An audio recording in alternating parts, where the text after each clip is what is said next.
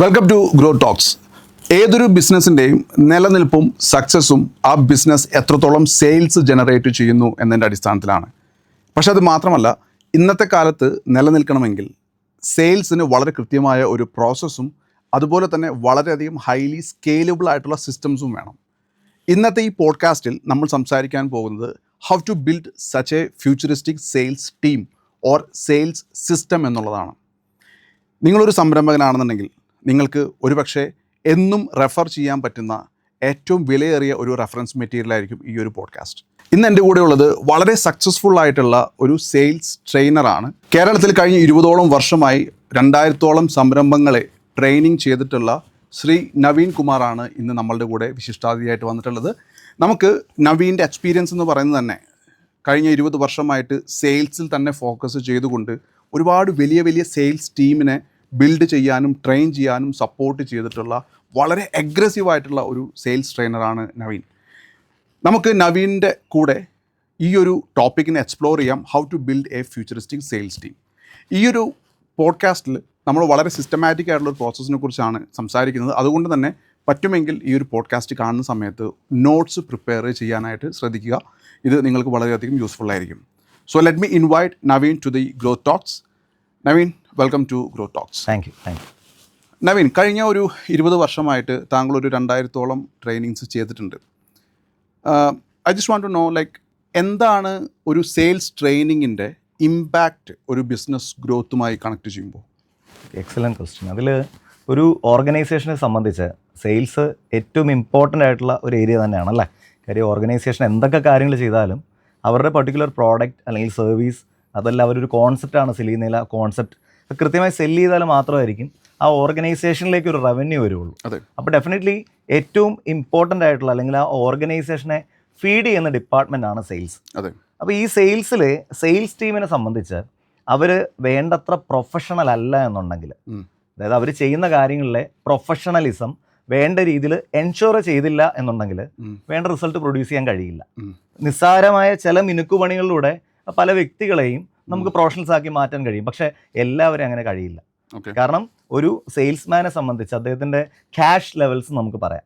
ആളുടെ നോളജ് ലെവലാണെങ്കിലും, ആളുടെ ആറ്റിറ്റ്യൂഡ് ലെവലാണെങ്കിലും, ആളുടെ സ്കിൽ ലെവലാണെങ്കിലും, അതേപോലെ ആളുടെ ഹാബിറ്റ് ലെവലാണെങ്കിലും, ഈ എല്ലാ ലെവൽസിലും ഒരു മാറ്റം ഉണ്ടാക്കിയാൽ മാത്രമേ അദ്ദേഹത്തിനൊരു മികച്ച സെയിൽസ് പ്രൊഫഷണൽ ആവാൻ കഴിയുള്ളൂ. അപ്പോൾ അത്തരത്തിലുള്ള ഒരു സെയിൽസ് പ്രൊഫഷണൽസിൻ്റെ കൂട്ടം അല്ലെങ്കിൽ ഒരു സെയിൽസ് ടീം ഉണ്ടെങ്കിലായിരിക്കും ഒരു ഓർഗനൈസേഷന് വളരാൻ കഴിയുന്നത്. അപ്പോൾ തീർച്ചയായിട്ടും ട്രെയിനിങ് എന്ന് പറയുന്നത് ഒരു 10 വർഷം ഇപ്പം അടി കൊണ്ട് നമ്മൾ പഠിക്കാന്ന് പറയും അല്ലേ. അടി കൊണ്ട് പഠിക്കുന്ന ഒരാളെ സംബന്ധിച്ച് എന്താ സംഭവിക്കണേ? പലപ്പോഴും അദ്ദേഹം മിസ്ഫയർ ചെയ്യേണ്ടി വരും. അദ്ദേഹം ഫയർ ചെയ്യുന്ന ലക്ഷ്യസ്ഥാനത്ത് കൊള്ളില്ല. ഒരുപാട് മിസ്ഫയറിങ് ചെയ്യുമ്പോൾ എന്ത് സംഭവിക്കും? അത്രത്തോളം ബുള്ളറ്റ്സ് നഷ്ടമാണ്. എന്ന് പറഞ്ഞതുപോലെ ഒരു വ്യക്തി നമ്പർ ഓഫ് കസ്റ്റമേഴ്സിനെ പോയി കാണുന്നത് വളരെ കൂടുതലായിരിക്കും, എന്നാൽ കിട്ടുന്ന കൺവേർഷൻ റേറ്റ് വളരെ കുറവുമായിരിക്കും. പക്ഷെ കൃത്യമായൊരു ട്രെയിനിങ്ങിലൂടെ കടന്നുപോയി എന്താണ് പറയേണ്ടത്, എന്താണ് പറയാൻ പാടില്ലാത്തത്, എങ്ങനെ ഓരോ കസ്റ്റമേഴ്സിനെയും തിരിച്ചറിയണം, നമ്മുടെ പ്രോഡക്റ്റ് എങ്ങനെ ആ കസ്റ്റമർക്ക് ഉപയോഗപ്രദമാകും, ഇതൊക്കെ അതിൻ്റെ ഒരു കൃത്യമായ റെസിപ്പി പോലെ മനസ്സിലാക്കുന്ന ഒരു സെയിൽസ്മാനെ സംബന്ധിച്ച് വളരെ ഈസി ആയിട്ട് തന്നെ സെയിൽസ് എടുക്കാൻ സാധിക്കും എന്നുള്ളതാണ് അനുഭവത്തിലൂടെ കാണാൻ കഴിഞ്ഞൊരു കാര്യം. അപ്പം അതുകൊണ്ട് തന്നെ ട്രെയിനിങ് അല്ലെങ്കിൽ പരിശീലനം സെയിൽസ് ടീമിനെ സംബന്ധിച്ചൊരു മസ്റ്റാണ് എന്നുള്ളതിൽ യാതൊരു തർക്കവും. അതെ, ശരിയാണ്. കാരണം നമുക്ക് ചാൻസസ് എടുക്കാൻ ഇന്നത്തെ കാലത്ത് പറ്റില്ല. കാരണം ഭയങ്കര ഫാസ്റ്റായിട്ട് കോമ്പറ്റീഷനും മാർക്കറ്റും ട്രെൻഡും എല്ലാം മാറിക്കൊണ്ടിരിക്കുകയാണ്. അപ്പോൾ we cannot take chances anyway. So ഞാൻ ഇപ്പോൾ ഈ ഒരു പോഡ്കാസ്റ്റിൻ്റെ പ്രധാന ഉദ്ദേശം എന്ന് പറയുന്നത്, ഇത് കാണുന്ന ഒരു സംരംഭകൻ, ഒരു ഓൺട്രപ്രനർ, ഒരു സ്റ്റാർട്ടപ്പ് അല്ലെങ്കിൽ ഒരു കോർപ്പറേറ്റ് കമ്പനിക്ക് വളരെ ഫ്യൂച്ചറിസ്റ്റിക് ആയിട്ടുള്ള ഒരു സെയിൽസ് ടീമിനെയും ഒരു സെയിൽസ് പ്രോസസ്സിനെയും ബിൽഡ് ചെയ്യാനായിട്ട് സാധിക്കണം. അപ്പോൾ അതിനു വേണ്ടിയിട്ടുള്ള ഒരു സ്റ്റെപ്പ് ബൈ സ്റ്റെപ്പ് പ്രോസസ്സാണ് നമ്മളിന്ന് ഡിസ്കസ് ചെയ്യാനായിട്ട് പോകുന്നത്. അതോടൊപ്പം തന്നെ നമ്മൾ ഇതിൻ്റെ കൂടെ കൺസിഡർ ചെയ്യേണ്ട 2 കാര്യങ്ങൾ എന്ന് പറയുന്നത് ടെക്നോളജി സെൻട്രിക് ആയിട്ടുള്ള സെയിൽസ് സിസ്റ്റംസും അതോടൊപ്പം changing attitude of the generations. ഇന്നത്തെ ലേറ്റസ്റ്റ് ജനറേഷൻസിൻ്റെ ന്യൂ ജനറേഷൻ ജെൻസിയുടെ ആറ്റിറ്റ്യൂഡിനെയും നമ്മൾ മനസ്സിലാക്കിക്കൊണ്ട് വേണം ഫ്യൂച്ചർ പ്ലാൻ ചെയ്യാനായിട്ട്, ടീമിനെ ബിൽഡ് ചെയ്യാനായിട്ട്. അതെല്ലാം എങ്ങനെ നമുക്ക് വൃത്തിക്ക് ഇംപ്ലിമെൻറ്റ് ചെയ്യാനായിട്ട് സാധിക്കും എന്നുള്ളതാണ് ഈ ഒരു പോഡ്കാസ്റ്റിൻ്റെ ലക്ഷ്യം. അപ്പോൾ ഞാനൊരു ഫസ്റ്റ് ക്വസ്റ്റ്യൻ ചോദിക്കാം. ഓക്കെ, ഒരു company I speak with startup. Okay, ഒരു സ്റ്റാർട്ടപ്പ് എന്നുള്ള രീതിയിൽ ഞാൻ സംസാരിക്കാം, കാരണം അതൊരു സ്റ്റാർട്ടിങ് പ്രോസസ്സായിട്ട് നമുക്ക് എടുക്കാം. ഒരു സ്റ്റാർട്ടപ്പ് അവരുടെ ഓപ്പറേഷൻസ് സ്റ്റാർട്ട് ചെയ്യുന്ന സമയത്ത് before getting into market ഒരു go to market strategy build ചെയ്യുന്ന സമയത്ത് അവർക്ക് കൃത്യമായ ഒരു മാർക്കറ്റിംഗ് ടീമും ഒരു പ്രോസസ്സും സെയിൽസ് ടീമും എല്ലാം ബിൽഡ് ചെയ്യേണ്ടത് ആവശ്യമാണ് അല്ലേ? അപ്പോൾ അതിൽ ഏറ്റവും ആദ്യം അവരെടുക്കേണ്ട ഒരു സ്റ്റെപ്പ് എന്താണ്? ഇൻ ദി എൻഡ് എല്ലാവരും ആഗ്രഹിക്കുന്നത് സെയിൽസ് ആണ്. പക്ഷേ പലരും നമ്മൾ കണ്ടിട്ട് വന്നിട്ടുള്ളത് ആദ്യമേ പോയി ഒരാളെ എടുക്കും, എന്നിട്ട് അവനോട് സെല്ല് ചെയ്യാൻ പറയും, എന്നിട്ടാണ് ബാക്കിയുള്ള കാര്യങ്ങളിൽ വർക്ക് ചെയ്യുന്നത്. അതൊരു റൈറ്റ് അപ്രോച്ച് അല്ല. പക്ഷേ അത് റൈറ്റ് അപ്രോച്ച് അല്ല എന്നുണ്ടെങ്കിൽ എന്താണ് റൈറ്റ് അപ്രോച്ച്? എന്താണ് ഫസ്റ്റ് സ്റ്റെപ്പ്? അതായത് ഒരു പ്രോസസ് ഫ്ലോ ആയിരിക്കും താങ്കൾ ഉദ്ദേശിക്കുന്നത് അല്ലേ? അതായത് ഒരു സെയിൽസ് ടീമിനെ ഒരു ഓർഗനൈസേഷൻ ബിൽഡ് ചെയ്യുമ്പോൾ ഒരു സ്റ്റെപ്പ് ബൈ സ്റ്റെപ്പ് പ്രോസസ്സിലൂടെ ബിൽഡ് ചെയ്യണം നമുക്കറിയാം. പക്ഷേ ആ ഒരു സ്റ്റാർട്ടപ്പ് അല്ലെങ്കിൽ ആ ഒരു ബിസിനസ് സംരംഭം തന്നെ എങ്ങനെ ഒരു സ്റ്റെപ്പ് ബൈ സ്റ്റെപ്പ് പ്രോസസ്സിലൂടെ സെയിൽസ് ഓറിയന്റ് ചെയ്ത് ഡെവലപ്പ് ചെയ്യാം അല്ലേ? അപ്പോൾ അതിലൂടെ ഒരു നല്ലൊരു ഫ്യൂച്ചറിസ്റ്റിക് ടീമിനെ ബിൽഡ് ചെയ്തെടുക്കാം.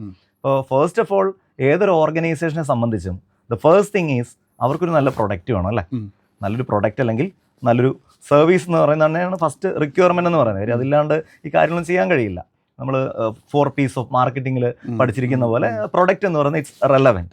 അപ്പോൾ പ്രൊഡക്റ്റിനെ എടുത്തു കഴിഞ്ഞാൽ എന്താണ് ഞാൻ വിൽക്കാൻ പോകുന്നത്, what I am going to sell, that answer is a product അല്ലേ? അല്ലെ, ആൻസർ ഈസ് എ സർവീസ്. അപ്പോൾ ആ പ്രൊഡക്റ്റ് എന്ന് പറയുന്നത് എന്ത് പ്രശ്നത്തിനുള്ള പരിഹാരമാണ് എന്ന് ആദ്യം ഈ സ്റ്റാർട്ടപ്പ് തുടങ്ങുന്ന ആള് മനസ്സിലാക്കണം. അതല്ലാതെ എൻ്റെ പ്രൊഡക്റ്റ് വളരെ നല്ലതാണ്, എൻ്റെ പ്രൊഡക്റ്റ് വളരെ മികച്ചതാണ്, ലോകത്ത് എവിടെയും ഇല്ലാത്ത ഫീച്ചേഴ്സ് ഉള്ള ഒരു പ്രൊഡക്റ്റ് ആണെന്ന് പറഞ്ഞിട്ട് കാര്യമില്ല.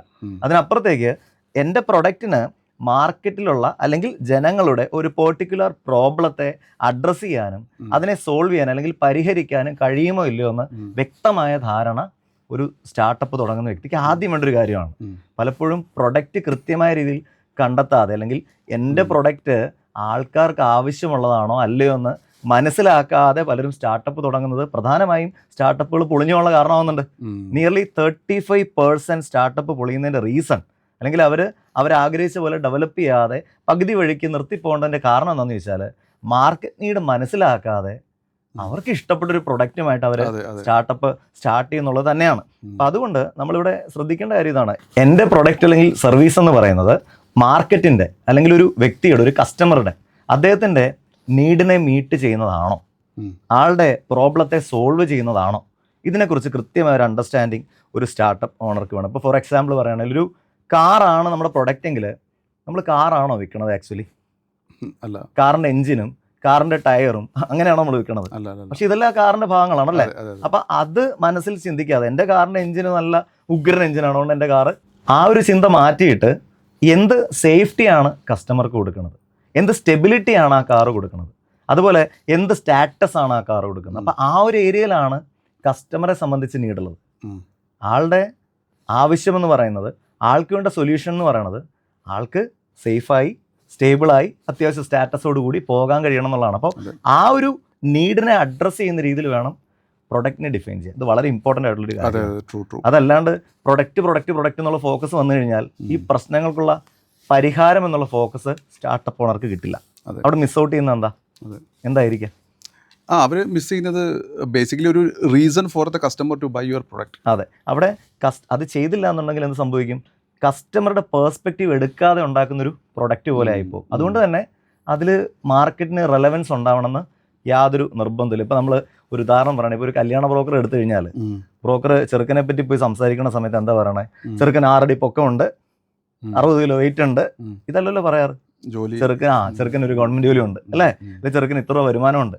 കാരണം അവിടെ ആ പെൺകുട്ടിയെ കല്യാണം കഴിച്ച് അയക്കുമ്പോൾ വെദർ ഷീ സെക്യൂർഡ് അല്ലേ, ഫ്യൂച്ചർ സേഫ് ആണോ, അവിടെ ആയിരിക്കും കൺസേൺ. ഇതേ അപ്രോച്ച് തന്നെ ഒരു സ്റ്റാർട്ടപ്പ് ഓണർക്കും വേണം. എൻ്റെ പ്രൊഡക്റ്റ് എന്ന് പറയുന്നത് മുന്നിലിരിക്കുന്ന വ്യക്തിക്ക് റെലവൻ്റ് ആണോ? റെലവൻസ് എന്ന് പറയുന്നത് ഈ കാലഘട്ടത്തിൽ വളരെ ഇമ്പോർട്ടൻ്റ് ആണ് അല്ലേ? റെലവൻസ് ഉള്ള കാര്യങ്ങൾ മാത്രമായിരിക്കും ഇന്ന് മാർക്കറ്റിൽ അക്സെപ്റ്റ് ചെയ്യപ്പെടുന്നത്. അപ്പോൾ ഒരു പ്രൊഡക്റ്റ് ഡിസൈൻ ചെയ്യുമ്പോൾ തന്നെ എന്ത് പ്രോബ്ലത്തെയാണ് ഞാൻ അഡ്രസ്സ് ചെയ്യാൻ പോകുന്നത്, ഇത് കുത്തിയിരുന്ന് ആലോചിക്കണം. ഒരു ബിസിനസ് തുടങ്ങുന്ന വ്യക്തി, സ്റ്റാർട്ടപ്പ് തുടങ്ങുന്ന വ്യക്തി വളരെയധികം ഇരുന്ന് ചിന്തിക്കേണ്ട മേഖല തന്നെയാണ്.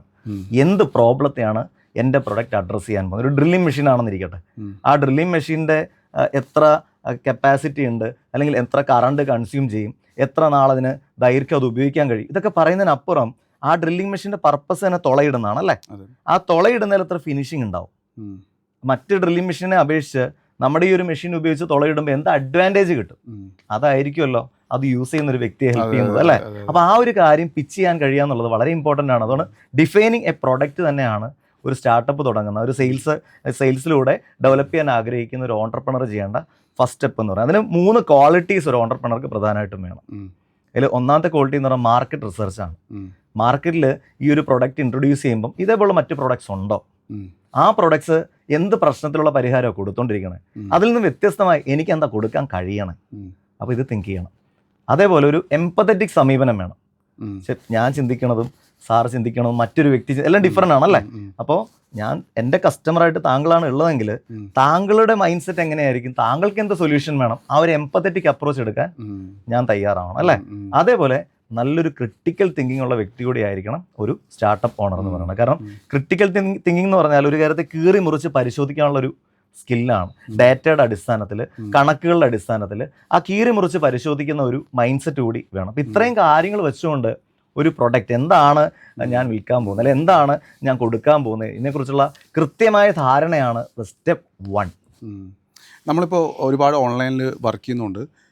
ഇന്നത്തെ ഒരു മൈൻഡ് സെറ്റ് എന്ന് പറയുന്നത്, പണ്ടൊക്കെ നമ്മൾ പ്രൊഡക്റ്റ് ഡിഫൈൻ ചെയ്ത് പ്രൊഡക്റ്റ് ക്രിയേറ്റ് ചെയ്ത് കസ്റ്റമറെ ഫൈൻഡ് ചെയ്ത് നമ്മൾ സെല്ല് ചെയ്യുമ്പോൾ നമ്മൾ ഒന്ന് പുഷ് ചെയ്യും, അല്ലെങ്കിൽ അവരെ എഡ്യൂക്കേറ്റ് ചെയ്യും, അങ്ങനെ കുറേ കാര്യങ്ങളൊക്കെ ചെയ്തിട്ടാണ് സെയിൽസ് നമ്മൾ പിടിക്കുക ചെയ്യുന്നത്, നമ്മൾ സെല്ല് ചെയ്യുക ചെയ്യുന്നത്.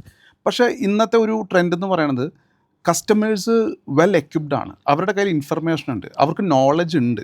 അപ്പോൾ ഒരു ഒരു കാറ് പോലും നമ്മൾ സെല്ല് ചെയ്യാൻ ശ്രമിക്കുന്നതിന് മുന്നേ തന്നെ കസ്റ്റമർ അതിനെക്കുറിച്ച് അറിഞ്ഞ് പഠിച്ചിട്ടാണ് വരുന്നത്. അങ്ങനെ വരുന്ന സമയത്ത് കസ്റ്റമറുടെ നീഡുമായിട്ട് എത്രത്തോളം പ്രൊഡക്റ്റ് മാർക്കറ്റ് ഫിറ്റ് ഈ ഒരു പ്രൊഡക്റ്റിനുണ്ട് എന്നുള്ളത് സംരംഭകന് എപ്പോഴും ആലോചിക്കേണ്ടത് ആവശ്യമാണ്. അവൻ്റെ പ്രൊഡക്റ്റ് അവൻ്റെ കയ്യിലുണ്ട്, but how much it is fitting to the market. ഈ പ്രൊഡക്റ്റ് മാർക്കറ്റ് ഫിറ്റ് എന്നുള്ളൊരു തിയറിയും കൂടെ അവരൊന്ന് വർക്കൗട്ട് ചെയ്തെടുത്തു കഴിഞ്ഞാൽ, as you said, the first step is done. Clear identification of the product for the market. Correct. ഇത് തന്നെയാണ് step number 1. Yes.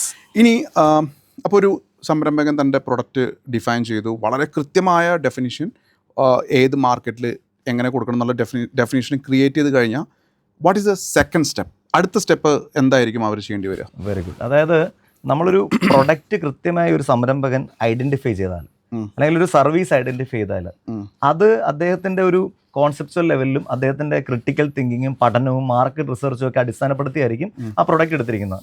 At the same time ഓഡിയൻസിനെ ഡിഫൈൻ ചെയ്യാം, അല്ലെങ്കിൽ എൻ്റെ കസ്റ്റമർ ആരാണ് എന്ന് നിർണ്ണയിക്കുക. ഇതാണ് സ്റ്റെപ്പ് നമ്പർ 2 എന്ന് പറയുന്നത്. ഡിഫൈൻ യുവർ ഓഡിയൻസ് നമുക്ക് പറയാം.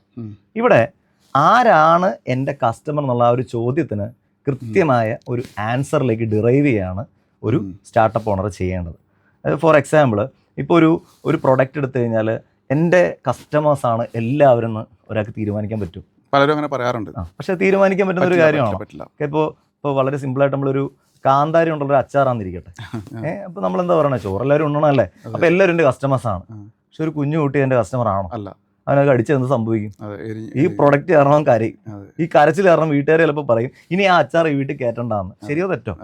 ശരിയല്ലേ? അപ്പോൾ ഓഡിയൻസ് ആരാണ് എന്ന് കൃത്യമായ രീതിയിൽ ആ ഒരു ഓണ്ടർപ്രണർക്ക് ഒരു ധാരണ വേണം. അല്ലെങ്കിൽ മുടി കൊഴിച്ചിലുള്ളൊരു എണ്ണയാണെന്നിരിക്കട്ടെ, ഞാൻ സിമ്പിൾ എക്സാമ്പിൾസ് പറയണത് കാര്യങ്ങൾ പെട്ടെന്ന് കൺവേഡ് ആവാനാണ് കേട്ടോ. അത് മുടി കൊഴിച്ചിലുള്ള ഒരു എണ്ണയാണെന്നിരിക്കട്ടെ, അപ്പോൾ നമ്മളെല്ലാവരും എൻ്റെ കസ്റ്റമറാണ്. ഒരു 7 വയസ്സ് കഴിഞ്ഞ ആൾക്കാരുടെ മുടി എന്നാലും ഒബ്വിയസ്ലി കൊഴിയും. അവരും എൻ്റെ കസ്റ്റമറാണ് തീരുമാനിച്ച ഒരാൾ മാർക്കറ്റ് ചെയ്യാൻ ഇറങ്ങി എങ്ങനെ ഇരിക്കും? അപ്പോൾ അത് ഒന്ന് ഐഡൻറ്റിഫൈ ചെയ്താൽ മനസ്സിലാവും. ഒരു 30 വയസ്സിനും ഒരു 50 വയസ്സിനും ഇടയ്ക്കുള്ള ആൾക്കാർക്ക് മുടി കൊഴിച്ചിൽ അവരെ മാനസികമായിട്ട് ബുദ്ധിമുട്ടിക്കുന്നുണ്ട്. കാരണം ഒരു ഏജ് കഴിഞ്ഞാൽ മുടി കൊഴിഞ്ഞ ആ ഒരു ജനറേഷനിൽ ഒരുപാട് പേരുടെ കൂട്ടത്തിൽ നടക്കുമ്പോൾ ഞാനും അങ്ങനെയൊന്ന് നമുക്ക് വിഷമമില്ല. പക്ഷെ എല്ലാവരും മുടിയായിട്ട് നടക്കുമ്പോൾ എൻ്റെ മാത്രം അല്ലേ, അങ്ങനെ ഒരു കോംപ്ലക്സ് മനുഷ്യനുണ്ടല്ലോ, ശരിയല്ലേ? അപ്പോൾ ആ ഒരു പെർട്ടിക്കുലർ സെഗ്മെന്റ് ഏതാണ് എന്ന് ഐഡന്റിഫൈ ചെയ്തിട്ട് ആ സെഗ്മെന്റിന് വേണ്ടിയുള്ള മാർക്കറ്റിംഗ് ആക്ടിവിറ്റി ചെയ്യണമെങ്കിൽ ആരാണ് എൻ്റെ ഓഡിയൻസ്, ആരാണ് എൻ്റെ കസ്റ്റമേഴ്സ്, ഇത് കൃത്യമായ രീതിയിൽ ഒരു സംരംഭകന് മനസ്സിലാക്കാൻ കഴിയണം. ഓക്കെ, എൻ്റെ സ്റ്റഡീസ് പറയുന്നതെന്നറിയാം, കൃത്യമായി സെഗ്മെന്റ് ചെയ്തതിന് ശേഷം മാർക്കറ്റ് ചെയ്ത് കഴിഞ്ഞാൽ ആ ഓർഗനൈസേഷൻ്റെ റവന്യൂ 100x വരെ ആക്കാമെന്നാണ്. അതായത് കാർഡടച്ച് വെടിവെക്കുന്നതിന് പകരം കൃത്യമായി സ്പോട്ട് ചെയ്യാൻ കഴിഞ്ഞാൽ റിസൾട്ട് 100x ആവും. സംശയമൊന്നുമില്ലല്ലോ. വളരെ സിമ്പിൾ എക്സാമ്പിൾ ആയിട്ട് പറഞ്ഞാൽ, കാർഡടച്ച് വെടിവെക്കുമ്പോൾ ഞാൻ നേരത്തെ പറഞ്ഞ താങ്കളൊരു പട്ടാളക്കാരൻ കൂടി ആയിരുന്നല്ലോ ഒരു കാലഘട്ടത്തിൽ അല്ലേ. അപ്പോൾ അതുകൊണ്ടാണ് കൃത്യമായി അങ്ങനെ ഒരു എക്സാമ്പിൾ തന്നെ നമ്മളിപ്പോൾ സൂചിപ്പിക്കുന്നത്. ഇപ്പോൾ ഒരു ബുള്ളറ്റ് ലോഡ് ചെയ്ത ഒരു തോക്കുമായിട്ട് ഇറങ്ങിയിട്ട് കാർഡടച്ച് വെടിവെച്ചാൽ 1-2 ഇരകളായിരിക്കും നമുക്ക് കിട്ടണത് അല്ലേ, ശരിയല്ലേ? അതേ സമയത്ത് സ്പോട്ട് ചെയ്തിട്ടാണെങ്കിൽ നമ്മൾ ഈ 1000 എണ്ണം ചെയ്യുമ്പോൾ ഓട്ടോമാറ്റിക്കലി 100 ഇരട്ടി കിട്ടും.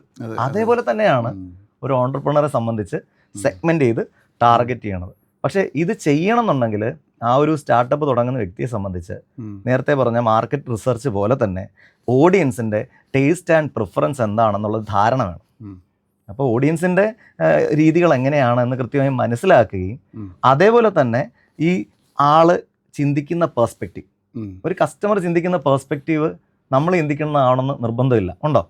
ഇപ്പോൾ ഒരു ലൈറ്റിനെ പറ്റി, ഒരു ലൈറ്റ് എത്രത്തോളം അതിൻ്റെ അകത്ത് ടെക്നിക്കാലിറ്റി ഉണ്ട്, ഒരു ബൾബേ ടെക്നിക്കാലിറ്റി ഉണ്ട്, അത് എന്തൊക്കെ ഫെസിലിറ്റി തരുന്നു, ഇതൊക്കെ ആയിരിക്കും നമ്മൾ ചിന്തിക്കണത്. കസ്റ്റമർ ചിന്തിക്കണത് അതേസമയം ആ ലൈറ്റ് വെച്ച് അവൻ എന്ത് യൂസ് കിട്ടും, എന്ത് ബെനിഫിറ്റ് കിട്ടും, എന്താണ് അവന് ആ ലൈറ്റ് കൊണ്ട് ലിവറേജ് ചെയ്യാൻ കഴിയുന്നത്, ഇതായിരിക്കും ആളെ ചിന്തിക്കണത്. അപ്പോൾ നോർമൽ ഒരു ബൾബാണ്, അറ്റ് ദ സെയിം ടൈം ഇതേപോലെ ഒരു വീഡിയോ റെക്കോർഡ് ചെയ്യുന്ന സമയത്ത് അതിൻ്റെ ലൈറ്റ് കുറച്ചുകൂടെ കൂട്ടാൻ പറ്റും, അതിൻ്റെ എന്താ പറയുക കട്ടി കുറച്ചുകൂടെ കൂട്ടാൻ പറ്റും എന്നുള്ളൊരു ഫീച്ചർ ആണെങ്കിൽ ആള് ആ വീഡിയോ എടുക്കുമ്പോൾ എനിക്ക് ഗുണം ചെയ്യും. ഇതിൻ്റെ പുറലെ ടെക്നിക്കാലിറ്റി ആർക്കറിയണ്ട, അറിയണ്ട. അപ്പോൾ ആൾക്ക് കൃത്യമായ രീതിയിൽ എങ്ങനെയാണ് ചിന്ത പോകുന്നതെന്നുള്ളത് മനസ്സിലാക്കാൻ കഴിയണം. കസ്റ്റമറുടെ ചിന്ത എങ്ങനെയാണ് പോകുന്നതെന്ന് അതിനെന്ത് ചെയ്യണം? കസ്റ്റമറുടെ പേഴ്സ്പെക്റ്റീവിൽ നിന്ന് തിങ്ക് ചെയ്യാനുള്ള ഒരു ക്വാളിറ്റി സ്റ്റാർട്ടപ്പ് ഓണർ ഡെവലപ്പ് ചെയ്യണം. ഞാനൊരു ബിസിനസ്സുകാരനാണ്, ഞാനൊരു പ്രൊഡക്റ്റ് കണ്ടുപിടിച്ചെന്ന് വിചാരിച്ചിരുന്ന കാര്യമില്ല. എങ്ങനെയായിരിക്കും എൻ്റെ കസ്റ്റമേഴ്സിനെ പെർസീവ് ചെയ്യാൻ പോകുന്നത്, ആ ഒരു തോട്ട് പ്രോസസ്സിലേക്ക് ഇറങ്ങിച്ചെന്ന് അത് മനസ്സിലാക്കി എടുക്കുന്നതാണ് പ്രധാനപ്പെട്ട ഒരു കാര്യം. അതുകൊണ്ട് രണ്ടാമതായി ഒരു സ്റ്റാർട്ടപ്പ് ഓണർ ചെയ്യേണ്ട പ്രധാനപ്പെട്ട കാര്യമാണ് നമ്മളിപ്പോൾ ഡിസ്കസ് ചെയ്തത്. ഓഡിയൻസിനെ കൃത്യമായ രീതിയിൽ സ്പോട്ട് ചെയ്യുക, അല്ലെങ്കിൽ കൃത്യമായ രീതിയിൽ ഡിഫൈൻ ചെയ്യുക എന്നുള്ളത്, അല്ലെങ്കിൽ നമ്മുടെ ഒരു നിഷ് എന്താണ് എന്ന് കണ്ടെത്തുക. ഇപ്പോൾ ഞാൻ ഓഡിയൻസിൻ്റെ സിനാരിയോ പറയുന്ന സമയത്ത്, ഇന്നിപ്പോൾ ChatGPT ഒക്കെ ഉള്ള സമയത്ത്, AI ഉള്ള സമയത്ത് ശരിക്കും ഒരു കസ്റ്റമർ പെർസോണ ക്രിയേറ്റ് ചെയ്യുക, അല്ലെങ്കിൽ ഒരു ഐഡിയൽ ബയർ പ്രൊഫൈൽ, ഒരു ഐഡിയൽ ബയർ പ്രൊഫൈലൊക്കെ ക്രിയേറ്റ് ചെയ്യുക ഭയങ്കര എളുപ്പമാണ്. കാരണം ഇപ്പോൾ എൻ്റെ ഒരു പ്രോഡക്റ്റ് ഇതാണ്, എനിക്കിത് സെല്ല് ചെയ്യേണ്ടത് ഈ കേരള മാർക്കറ്റിലാണ്, എൻ്റെ വേ ഓഫ് സെല്ലിംഗ് എന്ന് പറയുന്നത് ഓൺലൈനാണ്, ഞാൻ ടാർഗറ്റ് ചെയ്യുന്നത് ഈ ഒരു ഏജ് കാറ്റഗറിയിലാണ്, എൻ്റെ കയ്യിൽ ആകെ ഇത്ര പീസാണുള്ളത്, എനിക്ക് ഒരു മാസം വിറ്റഴിക്കേണ്ട സ്റ്റോക്ക് ഇതാണ്. ഇങ്ങനെയുള്ള ഡീറ്റെയിൽസ് നമ്മൾ ChatGPT പോലുള്ള പ്ലാറ്റ്ഫോംസിൽ കൊടുത്തു കഴിഞ്ഞാൽ വളരെ കൃത്യമായ കസ്റ്റമർ പെർസോണ ക്രിയേറ്റ് ചെയ്യാനായിട്ട് ഈ ടൂൾസിന് നമ്മളെ സഹായിക്കാനായിട്ട് സാധിക്കും. ഇതിൻ്റെ മറ്റൊരു അഡ്വാൻറ്റേജ്, ഈ കസ്റ്റമർ പെർസോണയ്ക്ക് അനുസരിച്ച് അവരെന്ത് പെയിൻ പോയിൻ്റ് ആണ് ആക്ച്വലി അനുഭവിക്കുന്നത്. ഇപ്പോൾ ഫോർ എക്സാമ്പിൾ ഒരു മാക്ബുക്ക് തന്നെ, മാക്ബുക്ക് പ്രോ എന്ന് പറയുന്നത് നമുക്ക് എഡിറ്റേഴ്സിനും സെല് ചെയ്യാൻ പറ്റും, എക്സിക്യൂട്ടീവ്സിനും സെല് ചെയ്യാൻ പറ്റും, സീനിയർ എക്സിക്യൂട്ടീവ്സിനും സെല് ചെയ്യാൻ പറ്റും. ഇവരുടെ രണ്ടുപേരുടെ പെയിൻ പോയിന്റ് ഡിഫറൻ്റ് ആണ്, പർച്ചേസ് ഡിസിഷൻസ് ഡിഫറൻ്റ് ആണ്. ഒരാൾക്ക് ലോൺ എടുക്കേണ്ടി വരും, മറ്റേ ആൾക്ക് സ്പോട്ടിൽ പേയ്മെൻറ്റ് ചെയ്യാനായിട്ട് പറ്റും. ഒരാൾക്ക് മോർ കമ്പ്യൂട്ടിംഗ് പവർ ആണ് വേണ്ടത്, ഒരാൾക്ക് സ്റ്റാറ്റസ് ആണ് വേണ്ടത്. അപ്പോൾ എന്താണ് ആ പ്രൊഡക്റ്റിന് പറ്റിയ കസ്റ്റമർ പെർസോണ എന്നും കസ്റ്റമർ പെർസോണയിൽ ഇരിക്കുന്നവരുടെ പ്രശ്നങ്ങളും അവിടെ അവർ ഫേസ് ചെയ്യുന്ന ചലഞ്ചസും എന്ത് സൊല്യൂഷൻ പറഞ്ഞാൽ നമുക്ക് അവിടെ പിച്ച് ചെയ്യാനായിട്ട് സാധിക്കും, അവർ ഡിസിഷൻ എടുക്കാൻ വേണ്ടിയിട്ട് കൺസിഡർ ചെയ്യുന്ന കാര്യങ്ങൾ എന്തൊക്കെയാണ്, ഇതെല്ലാം ഈ ഓഡിയൻസ് ക്രിയേറ്റ് മീൻസ് ഒരു ഓഡിയൻസിനെ ഡിഫൈൻ ചെയ്യുന്ന സമയത്ത് വളരെയധികം യൂസ്ഫുള്ളായിരിക്കും. പിന്നെ ഇത് മാത്രമല്ല, നേരത്തെ നവീൻ പറഞ്ഞ പോലെ തന്നെ ബഡ്ജറ്റ് നമുക്ക് ഒരുപാട് സേവ് ചെയ്യാൻ പറ്റും. ഈ കാർഡ് അടച്ച് വൈഡ് മാർക്കറ്റിങ്ങിൽ സ്പെൻഡ് ചെയ്യുന്ന എമൗണ്ട് വളരെ ഫോക്കസ്ഡ് ആയിട്ട് സ്പെൻഡ് ചെയ്ത് കഴിഞ്ഞാൽ കുറേ നമുക്ക് ലിവറേജ് ചെയ്യാൻ പറ്റും, കുറേ റീച്ച് ഔട്ട് ചെയ്യാൻ പറ്റും. ഇപ്പോൾ ഇന്ന് മെറ്റ പോലുള്ള പ്ലാറ്റ്ഫോംസ് യൂസ് ചെയ്യുകയാണെങ്കിൽ നമ്മുടെ കയ്യിൽ എക്സിസ്റ്റിംഗ് ഡാറ്റാബേസ് ഉണ്ടെങ്കിൽ ഈ ഡാറ്റാബേസ് നമ്മൾ മെറ്റയ്ക്ക് ട്രെയിനിങ് കൊടുത്തു കഴിഞ്ഞാൽ കറക്റ്റ് അതുമായിട്ട് സിമിലർ ആയിട്ടുള്ള ഓഡിയൻസിൻ്റെ ഡാറ്റ സെറ്റ് നമുക്ക് ബിൽഡ് ചെയ്യാനായിട്ട് സാധിക്കും. ഈ ഡാറ്റ സെറ്റ് എന്ന് പറയുന്നത് ഇപ്പോൾ ഫേസ്ബുക്ക് യൂസേഴ്സ്, നമ്മളുടെ similar audience may be millions of ആൾക്കാരുണ്ടായിരിക്കും. ഈ ഡാറ്റയെ സിമിലാരിറ്റി നോക്കിയിട്ട് മെറ്റയ്ക്ക് ഫിൽട്ടർ ഡൗൺ ചെയ്യാനായിട്ട് സാധിക്കും. അപ്പോൾ അവരിലേക്ക് മാത്രമായിട്ട് നമുക്ക് പരസ്യം പുഷ് ചെയ്യാം. അപ്പോൾ അഡ്വാൻറ്റേജ് നേരത്തെ നവീനും പറഞ്ഞ പോലെ കാർഡ് അടച്ച് വെടിവെക്കുന്നില്ല, നമ്മൾ ടു ദ റൈറ്റ് പീപ്പിളാണ് അത് പുഷ് ചെയ്യുന്നത്. ഇനി ഇതിൽ തന്നെ നമുക്ക് ക്വാളിറ്റി ഫിൽട്ടർ ചെയ്യാൻ പറ്റും. ലുക്ക് അലൈക്ക് ഓഡിയൻസ് ക്രിയേറ്റ് ചെയ്യുന്ന സമയത്ത്, ലുക്ക് അലൈക്ക് ഓഡിയൻസ് എന്ന് പറഞ്ഞാൽ നമ്മളുടെ പർച്ചേസ് ചെയ്തിട്ടുള്ള എക്സിസ്റ്റിംഗ് കസ്റ്റമേഴ്സിനെ പോലുള്ള ഓഡിയൻസിനെ എത്ര സിമിലാരിറ്റിയിൽ നമുക്ക് ഫിൽട്ടർ ഡൗൺ ചെയ്യണം, ആ ഒരു ഓപ്ഷൻ അവിടെ അവൈലബിൾ ആണ്. ശരിക്കും പറഞ്ഞാൽ ഇതൊന്നും ഇല്ലാത്ത കാലത്തിരുന്ന ആൾക്കാർ മില്യൺസ് ആൻഡ് ബില്യൺസ് ഉണ്ടാക്കിയിട്ടുണ്ടെങ്കിൽ ഇന്ന് ഈ പറയുന്ന സിസ്റ്റംസും ടെക്നോളജിയും ഉള്ള സമയത്ത് I think it is more easy for a startup to find their audience and reach out to them. Definitely. So, നമ്മൾ സ്റ്റെപ്പ് 1 പറഞ്ഞു, it's clearly defining your product, and step 2 is clearly defining your audience.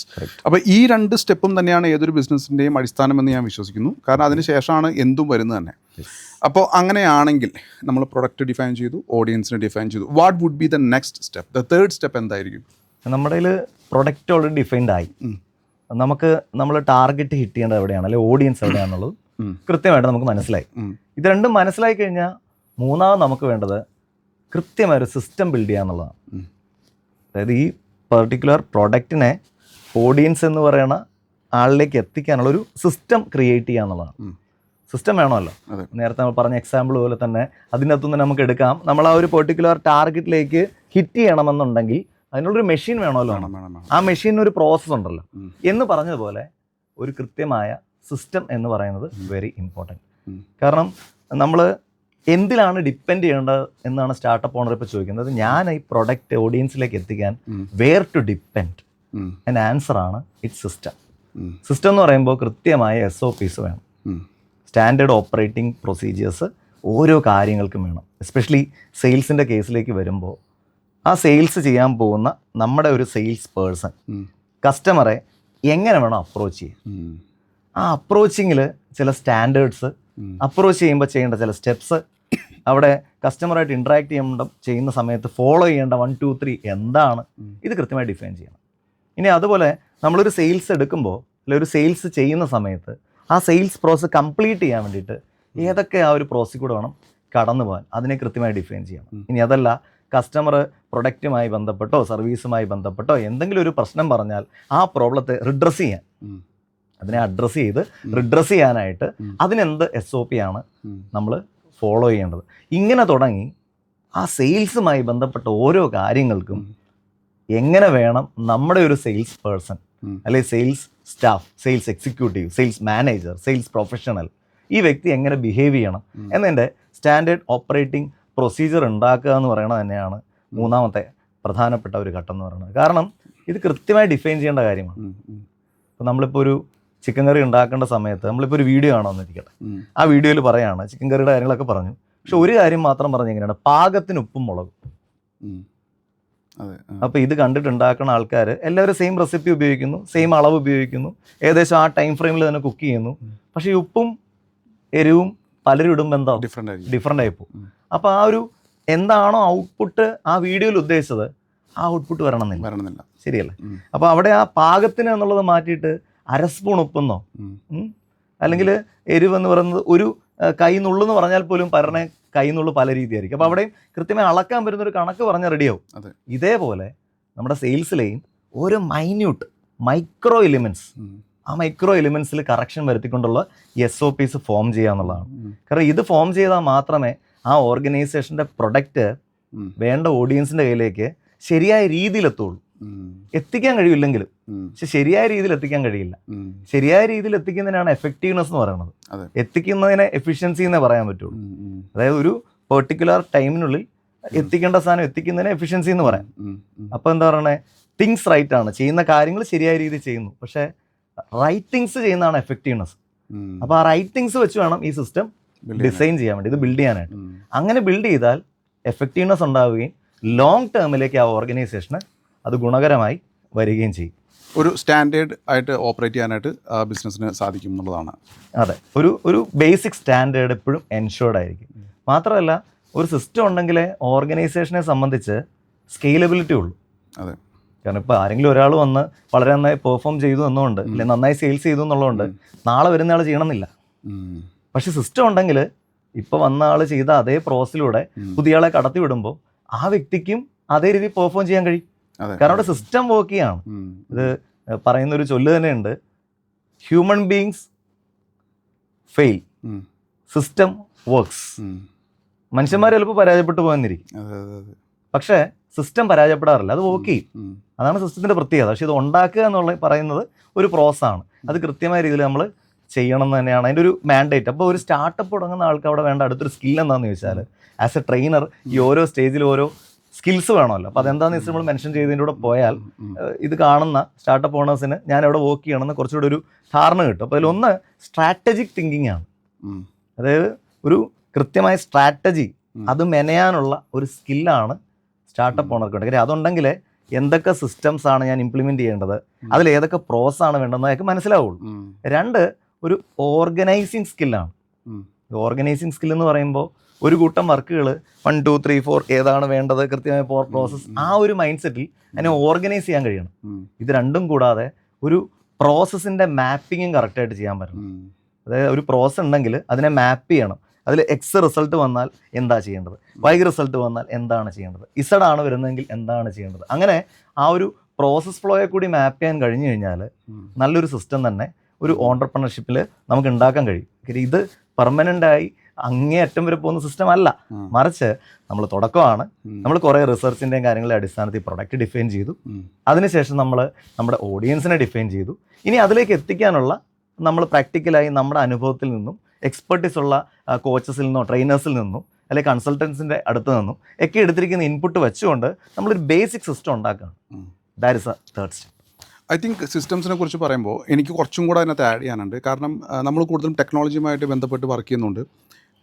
ഒരു സംരംഭകനെ സംബന്ധിച്ചിട്ട് ഇന്ന് ഏറ്റവും കൂടുതൽ ഞങ്ങൾ കാണുന്നത് ഒരു lead generation, lead management, sales automation എന്ന് പറയുന്ന ടെക്നോളജി ഇൻറ്റൻസീവായിട്ടുള്ള ഒരു ബാക്ക് ബോണാണ്. ഇപ്പോൾ പല കമ്പനികളും നമ്മൾ കാണുന്നുണ്ട് മാർക്കറ്റിംഗ് സെയിൽസുമായി ബന്ധപ്പെട്ട് നിൽക്കുന്നൊരു പ്രോസസ്സാണ്. നമ്മൾ പ്രൊഡക്റ്റ് ഡിഫൈൻ ചെയ്ത് ഓഡിയൻസിനെ ഡിഫൈൻ ചെയ്ത് കഴിഞ്ഞാൽ പിന്നെ നമ്മൾ ചെയ്യുന്ന മാർക്കറ്റിംഗ് എന്ന് പറയുന്നൊരു പ്രോസസ്സായിരിക്കും. ഈ മാർക്കറ്റിങ്ങിൻ്റെ എൻഡ് റിസൾട്ട് എന്ന് പറയുന്നത് സെയിൽസിലേക്കുള്ള എൻട്രി ഡാറ്റയാണ്. എൻട്രി ഡാറ്റ അത് ലീഡ്സ് ആയിരിക്കാം, എൻക്വയറീസ് ആയിരിക്കാം, എന്തുമായിരിക്കാം. ആ പോയിൻ്റ് മുതൽ സെയിൽസ് നടക്കുന്നത് വരെ ഇതിൻ്റെ പ്രോപ്പറായിട്ടൊരു back end system, technology system വേണം. അതിന് നമ്മൾ CRM എന്ന് പറയും, കസ്റ്റമർ റിലേഷൻഷിപ്പ് മാനേജ്മെൻറ്റ് സോഫ്റ്റ്വെയർ. കാരണം ഇവിടെ വരുന്ന ഡാറ്റ എന്ത് സംഭവിച്ചു, എപ്പോൾ വന്നു, ആര് വിളിച്ചു, എന്ത് വിളിച്ചു, നേരത്തെ നവീൻ പറഞ്ഞ പോലെ എന്താണ് അവർ സംസാരിച്ചത്. കാരണം അതിനൊരു SOP ഓൾറെഡി കമ്പനി ഡിഫൈൻ ചെയ്തിട്ടുണ്ട്.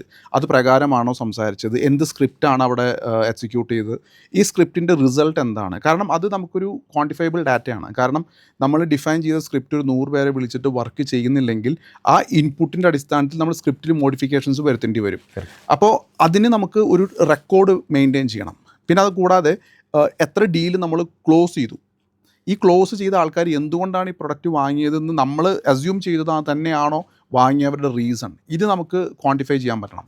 പിന്നെ വാങ്ങാതെ പോയ ആൾക്കാർ എന്തുകൊണ്ട് വാങ്ങാതെ പോയി എന്നുള്ള റീസണും കൂടെ കിട്ടിക്കഴിഞ്ഞാൽ നമുക്ക് അടുത്ത പ്രാവശ്യം പ്രൊഡക്റ്റ് ഇമ്പ്രൂവ്മെൻറ്റ് കൊണ്ടുവരാനോ അല്ലെങ്കിൽ സെയിൽസ് പിച്ചിൽ മാറ്റം വരുത്താനോ സാധിക്കും. ഇതിനെല്ലാത്തിനുപരി ഈ ഡാറ്റ കൃത്യമായിട്ട് നമ്മൾ മാനേജ് ചെയ്യുന്നുണ്ടെങ്കിൽ ഇന്നല്ലെങ്കിൽ നാളെ മറ്റുള്ള റീമാർക്കറ്റിംഗ് പ്രോസസ്സുകളിലൂടെയൊക്കെ നമുക്ക് സെയിൽസിലേക്ക് കൊണ്ടുവരാൻ പറ്റും.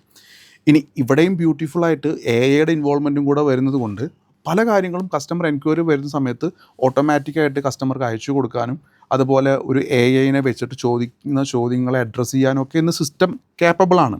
സോ ദാറ്റ് മീൻസ് കസ്റ്റമർ വാങ്ങാൻ തയ്യാറായി നിൽക്കുന്ന ഒരു മൈൻഡ് സെറ്റിൽ നിൽക്കുന്ന ആളെ സിസ്റ്റത്തിന് ചിലപ്പോൾ ഡയറക്റ്റ് സെയിൽസിലേക്ക് കൺവേർട്ട് ചെയ്യാൻ പറ്റും. അത്രയും പവർഫുള്ളാണ് ഇന്ന് ഈ സിസ്റ്റംസ്. അപ്പോൾ ഇന്ന് പല സ്റ്റാർട്ടപ്സും അല്ലെങ്കിൽ ഒരു യൂണിക്കോൺ മോഡലിലേക്ക് പോകുന്ന സ്റ്റാർട്ടപ്സ് അല്ലെങ്കിൽ വലിയ വലിയ ബ്രാൻഡ്സ് ഇവരെല്ലാം ഇങ്ങനൊരു സിസ്റ്റം ഉണ്ടാക്കിയതിന് ശേഷം മാത്രമേ മാർക്കറ്റിലേക്ക് ഇറങ്ങുള്ളൂ. ഓർ ഈവൻ അവരുടെ ടീം ബിൽഡിങ് പോലും നടക്കുന്നത് സിസ്റ്റം കൂടെ ഉണ്ടാക്കിയതിന് ശേഷമായിരിക്കും. അതിൻ്റെ SOPയും ഒരു ജോബ് റോളും അല്ലെങ്കിൽ അതിൻ്റെ ഓപ്പറേഷൻസും എല്ലാം ടെക്നോളജി വെച്ച് ഇംപ്ലിമെൻറ്റ് ചെയ്തതിന് ശേഷം മാത്രമായിരിക്കും അവർ ഒരു ഓപ്പറേഷൻസിലേക്ക് തന്നെ പോകുന്നുണ്ടായിരിക്കുക.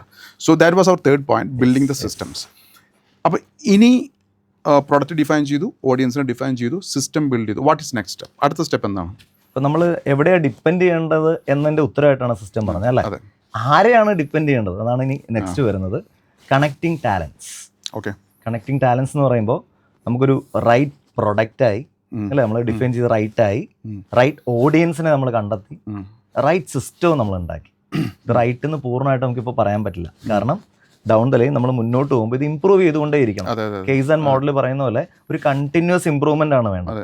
പക്ഷെ ഒരു തുടക്കക്കാരനായ സ്റ്റാർട്ടപ്പ് ഓണറെ സംബന്ധിച്ച് അദ്ദേഹത്തിന് ഫോളോ ചെയ്യാൻ പറ്റുന്ന സയൻറ്റിഫിക് സ്റ്റെപ്സ് ആണ് ഈ പറയുന്ന ഓരോ സ്റ്റെപ്സ്. അപ്പോൾ അതിൽ 4ാമത്തെ സ്റ്റെപ്പ് ഇതാണ്, കണക്റ്റിംഗ് ടാലൻസ്. അപ്പോൾ ഈ റൈറ്റ് പ്രോഡക്റ്റും റൈറ്റ് ആയിട്ടുള്ള സിസ്റ്റവും അതേപോലെ റൈറ്റ് ആയിട്ടുള്ള ഓഡിയൻസിനെ ഡിഫൈൻ ചെയ്ത് കഴിഞ്ഞാൽ ഇത് എത്തിക്കാൻ വേണ്ടി, അതായത് നമ്മുടെ കയ്യിരിക്കുന്ന പ്രൊഡക്റ്റ് നമ്മുടെ കസ്റ്റമർ എടുത്ത് ആ സിസ്റ്റത്തിലൂടെ എത്തിക്കാനുള്ള ഹ്യൂമൻ ഇൻ്റർവെൻഷനാണ് നെക്സ്റ്റ് നമ്മുടെ നീഡായിട്ട് വരുന്നത്. അതായത് നല്ല റിക്രൂട്ട്മെൻറ്റ് നടത്തുക. അപ്പോൾ റൈറ്റ് റിക്രൂട്ട്മെൻറ്റ് നടത്തുക, നല്ല ടാലൻസിനെ ഹണ്ട് ചെയ്യുക, അല്ലെങ്കിൽ നല്ല ടാലൻസിനെ നമ്മൾ അവരെ നമ്മളുടെ ഓർഗനൈസേഷനിലേക്ക് കണക്ട് ചെയ്യുക. That's A 4th point. അപ്പോൾ ഇവിടെ ഒരു കാര്യം ശ്രദ്ധിക്കേണ്ടത്, പലപ്പോഴും സെയിൽസ് നടക്കണം, കച്ചവടം കൂടണം എന്ന ആസ്പെക്റ്റിൽ നമ്മുടെ ഓർഗനൈസേഷനുമായിട്ട് ഒരു രീതിയിലും ആറ്റിറ്റ്യൂഡ് വൈസോ വാല്യൂ വൈസോ യോജിപ്പില്ലാത്ത ഒരാളെ നമ്മൾ എടുക്കുന്നതെങ്കിൽ നമുക്ക് കിട്ടുന്ന റിസൾട്ട് വളരെ തിരിച്ചായിരിക്കും. ഒരു പക്ഷേ ഈ പോഡ്കാസ്റ്റ് കാണുന്ന ഓൺടർപ്രണേഴ്സിൽ പലർക്കും അനുഭവം ഉണ്ടായി കാണും. അപ്പോൾ അവർ അത് കമൻറ്റ് ചെയ്യട്ടെ എന്ന് എന്ത് ചെയ്യുന്നു, അവരോട് നമുക്ക് പറയാം അല്ലേ. കാര്യം അത് കൃത്യമായി ഇത് കാണുന്ന ആൾക്കാർക്ക് മനസ്സിലാവാൻ വേണ്ടിയാണ്. അതായത് നമ്മുടെ ഓർഗനൈസേഷന് ഒരു വാല്യൂ ഉണ്ട്, നമ്മുടെ ഓർഗനൈസേഷന് കൃത്യമായി ചില ആറ്റിറ്റ്യൂഡ്സ് ഉണ്ട്. അപ്പോൾ ഇതുമായി യോജിക്കുന്ന ടാലൻസിനെ വേണം നമ്മൾ നമ്മുടെ കൂട്ടത്തിൽ കൊണ്ടുവരാൻ അല്ലേ. അപ്പോൾ ചില ആളുകളെ സംബന്ധിച്ച് എന്താ സംഭവിക്കുന്നത്, ചില വ്യക്തികളെ കാണുമ്പോൾ, അതായത് ഇന്റർവ്യൂ ചെയ്യുന്ന സമയത്ത് ഇവൻ കൊള്ളാം, നന്നായിട്ട് സെയിൽസ് ചെയ്യും എന്ന് ആ സെയിൽസ് ക്വാളിറ്റി മാത്രം എടുത്തുകൊണ്ടായിരിക്കും റിക്രൂട്ട് ചെയ്യണത്. പക്ഷെ ആളുടെ ക്യാരക്ടർ, ആളുടെ ബിഹേവിയർ നമ്മുടെ ടീമിനോ അല്ലെ നമ്മുടെ ഒരു കൾച്ചറിനോ യോജിക്കുന്നല്ല എന്നുണ്ടെങ്കിൽ ആ വ്യക്തിയെ റിക്രൂട്ട് ചെയ്യാതിരിക്കുന്നതായിരിക്കും ബുദ്ധി. ശരിയല്ലേ? അപ്പൊ ആ ഒരു റൈറ്റ് ഫിറ്റ് ആണോ വന്നിരിക്കുന്ന ആള് അതോ അല്ലയോ എന്നുള്ളൊരു കാര്യം നമുക്ക് ഐഡന്റിഫൈ ചെയ്യാൻ കഴിയും. ഞാനൊരു എക്സാമ്പിൾ പറയട്ടെ. ഞാനിത് നെഗറ്റീവ് സെൻസിലല്ല പറയുന്നത്. ഇപ്പോൾ ഹോസ്പിറ്റലിന് സെല്ല് ചെയ്യാനുള്ളത് സർവീസ് ആണെന്നുണ്ടെങ്കിൽ ആ സർവീസ് സെല്ല് ചെയ്യാൻ റൈറ്റ് പേഴ്സൺ ഡോക്ടറാണ്. ഒരു ഫാർമസിയിൽ മരുന്ന് സെല്ല് ചെയ്യണമെങ്കിൽ അവിടെ ഫാർമസിസ്റ്റ് വേണം. അപ്പോൾ അവിടെ റിക്രൂട്ട്മെന്റ് നടക്കുന്നത് റൈറ്റ് ക്വാളിഫിക്കേഷൻ്റെ അടിസ്ഥാനത്തിലാണ്. പക്ഷെ നമ്മൾ പലപ്പോഴും സെയിൽസിൽ അവന് സംസാരിക്കാൻ പറ്റുമോ എന്ന് മാത്രമേ നോക്കുന്നുണ്ടായിരിക്കില്ല. അപ്പം നമ്മളുടെ ആ ഒരു പ്രൊഡക്റ്റിനും നമ്മുടെ ഒരു തീമിനും നമ്മുടെ കമ്പനി കൾച്ചറിനും, ഇപ്പം നമ്മുടെ കമ്പനി കൾച്ചർ എന്ന് പറയുന്നതിൽ വളരെ ഇമ്പോർട്ടൻ്റ്, നമ്മൾ വിഷരഹിതമായ പച്ചക്കറിയാണ് നമ്മുടെ പ്രൊഡക്റ്റ് എന്നിരിക്കുന്നത്. പക്ഷേ ഈ വിഷരഹിതമായ പച്ചക്കറിയെക്കുറിച്ച്, അതിൻ്റെ വാല്യൂവിനെ കുറിച്ച്, അത് കഴിച്ചാൽ ജനങ്ങൾക്ക് ഗുണമുണ്ടാകും എന്നുള്ളതിനെക്കുറിച്ച് ഈ ഒരു ചിപ്പ് അല്ലെങ്കിൽ ഈ ഒരു ഡ്രൈവ് ഇല്ലാത്തൊരു മനുഷ്യനെ സെയിൽസ് ഇറക്കി കഴിഞ്ഞാൽ അവൻ അതിൻ്റെ വാല്യൂ വിൽക്കാൻ പലപ്പോഴും കഴിയണമെന്നില്ല. ആ പ്രൊഡക്റ്റ് അവൻ വിൽക്കുകയുള്ളൂ. അതൊരു മെക്കാനിക്കൽ പ്രോസസ് ആവും.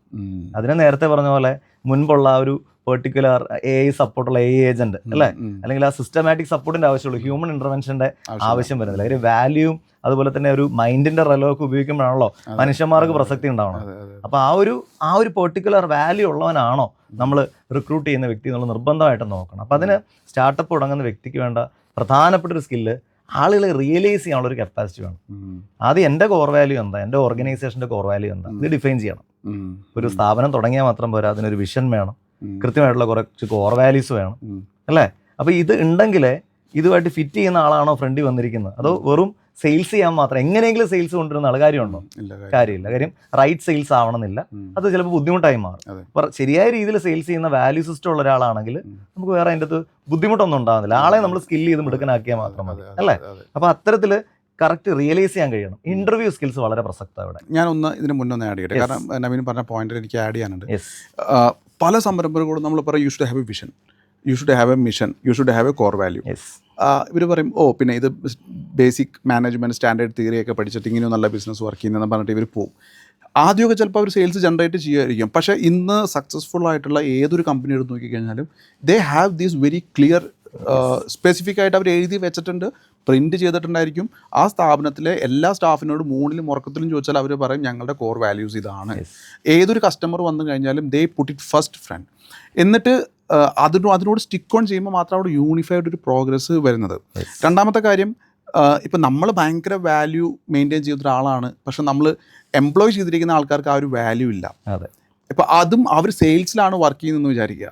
അവർ നുണ പറഞ്ഞും സെല്ല് ചെയ്തുകൊണ്ടേയിരിക്കും. നിങ്ങൾ വിചാരിക്കും സെയിൽസ് നടക്കുന്നുണ്ട്, കമ്പനി ഗ്രോത്തിലാണെന്നുള്ളത്. പക്ഷേ ഈ കസ്റ്റമേഴ്സ് എല്ലാം കുറച്ച് മാസങ്ങൾ കഴിയുമ്പോൾ നിങ്ങളുടെ അടുത്തേക്ക് തിരിച്ചു വരും.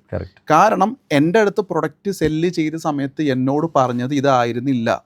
അപ്പം നിങ്ങളൊരു വാല്യൂ ഉള്ള മനുഷ്യനാണെങ്കിലും നിങ്ങളുടെ ബിസിനസ്സിലൊരു വാല്യൂ ഉണ്ടെങ്കിലും പ്രൊഡക്റ്റ് നല്ലതാണെന്നുണ്ടെങ്കിലും നിങ്ങൾ സെല്ല് ചെയ്യാൻ വെക്കുന്ന ആൾക്കാരുടെ എത്തിക്സ് ഇല്ലായ്മ, ക്യാരക്ടർ എല്ലാം നിങ്ങളുടെ ബ്രാൻഡിനെയും പ്രൊഡക്റ്റിനെയും എല്ലാം ബാധിക്കും. അതുകൊണ്ട് തന്നെ ഈ റൈറ്റ് റിക്രൂട്ട്മെൻറ്റ് എന്ന് പറയുന്നത് ഒരു ഏറ്റവും ക്രിട്ടിക്കൽ ആയിട്ടുള്ള കാര്യമായിട്ടാണ് എനിക്ക് തോന്നിയിട്ടുള്ളത്. 100%. ഇപ്പോൾ ഹൈലി പ്രൊഫഷണൽ ആയിട്ടുള്ളൊരു സ്റ്റാർട്ടപ്പ് ഓണറാണെന്നിരിക്കട്ടെ, അദ്ദേഹം കറക്റ്റായിട്ട് കാര്യങ്ങൾ ചെയ്യുന്ന ആളാണെന്നിരിക്കട്ടെ. അപ്പോൾ ആളെടുക്കുന്ന സെയിൽസിലെ ഒരു എംപ്ലോയി അല്ലെങ്കിൽ ആൾ റിക്രൂട്ട് ചെയ്യുന്നൊരു വ്യക്തി പുള്ളി സമയത്ത് വന്നില്ലെങ്കിൽ പോലും ഇത് ഈ സ്റ്റാർട്ടപ്പ് ഓണറെ എഫക്റ്റ് ചെയ്യും. ഇയാൾ സെയിൽസ് എടുക്കുന്നത് കൊണ്ട് സ്റ്റാർട്ടപ്പ് ഓണറെ സംബന്ധിച്ച് വേറെ മാർഗമില്ലാത്തതുകൊണ്ട് അക്കോമഡേറ്റ് ചെയ്യും. കാരണം പെട്ടെന്ന് ഇയാളെ പറഞ്ഞു വിട്ടിട്ട് അടുത്തയാളെ എടുക്കാൻ ബുദ്ധിമുട്ട് വരുന്നതുകൊണ്ട് കുറച്ചൊക്കെ സമയം പാലിച്ചില്ലെങ്കിലും കണ്ണടയ്ക്കും. പക്ഷെ എന്ത് സംഭവിക്കുന്നറിയോ, സ്റ്റാർട്ടപ്പ് ഓണറുടെ പ്രൊഡക്ടിവിറ്റി കുറയും. ഇവൻ സമയം പാലിക്കുന്നില്ല എന്ന് പറഞ്ഞാൽ ഓട്ടോമാറ്റിക്കലി സ്റ്റാർട്ടപ്പ് ഓണറുടെ ഉള്ളിൽ കിടക്കണ ആ വാല്യൂവിനാണ് അവിടെ ഹേർട്ട് ചെയ്യണത്. അപ്പൊ ഇയാളെ അത് മാനസിക തലത്തിൽ ബുദ്ധിമുട്ടിക്കണം. അവിടെയും ഈ സെയിൽസ് കിട്ടട്ടെ എന്നുള്ള രീതി കണ്ണടയ്ക്കുമ്പോൾ ആളുടെ മൊറാല് താഴാൻ സാധ്യതയാണ്. തീർച്ചയായിട്ടും. അപ്പൊ ഇതൊക്കെ കൊണ്ടാണ് നമ്മുടെ കൂട്ടത്തിൽ നമ്മൾ കല്യാണം കഴിക്കണ സമയത്ത് നമ്മുടെ വാല്യൂ സിസ്റ്റമായിട്ട് യോജിക്കുന്ന ഒരു കുടുംബത്തിൽ നിന്നും വാല്യൂ സിസ്റ്റമായിട്ട് യോജിക്കുന്ന ഒരു വ്യക്തി വരണം, അങ്ങനെയല്ലേ ആഗ്രഹിക്കാറ്. അപ്പൊ അതേപോലെ തന്നെ ഒരു ഓർഗനൈസേഷന്റെ കോണ്ടെക്സ്റ്റ് എടുക്കുമ്പോഴും ആ ഓർഗനൈസേഷന്റെ വാല്യൂ സിസ്റ്റമായിട്ട് യോജിക്കുന്ന ഒരാളെ അല്ല റിക്രൂട്ട് ചെയ്യുന്നെങ്കിൽ അത് ആവൽക്കരം തന്നെയാണ്. എല്ലാ കാര്യങ്ങളും ഞാൻ ഒറ്റയ്ക്ക് ചെയ്യും, ഞാൻ മിടുക്കനാണ് എന്ന് തീരുമാനിക്കുന്ന ഒരാളെ നമ്മൾ റിക്രൂട്ട് ചെയ്യാൻ പോകുന്നത്.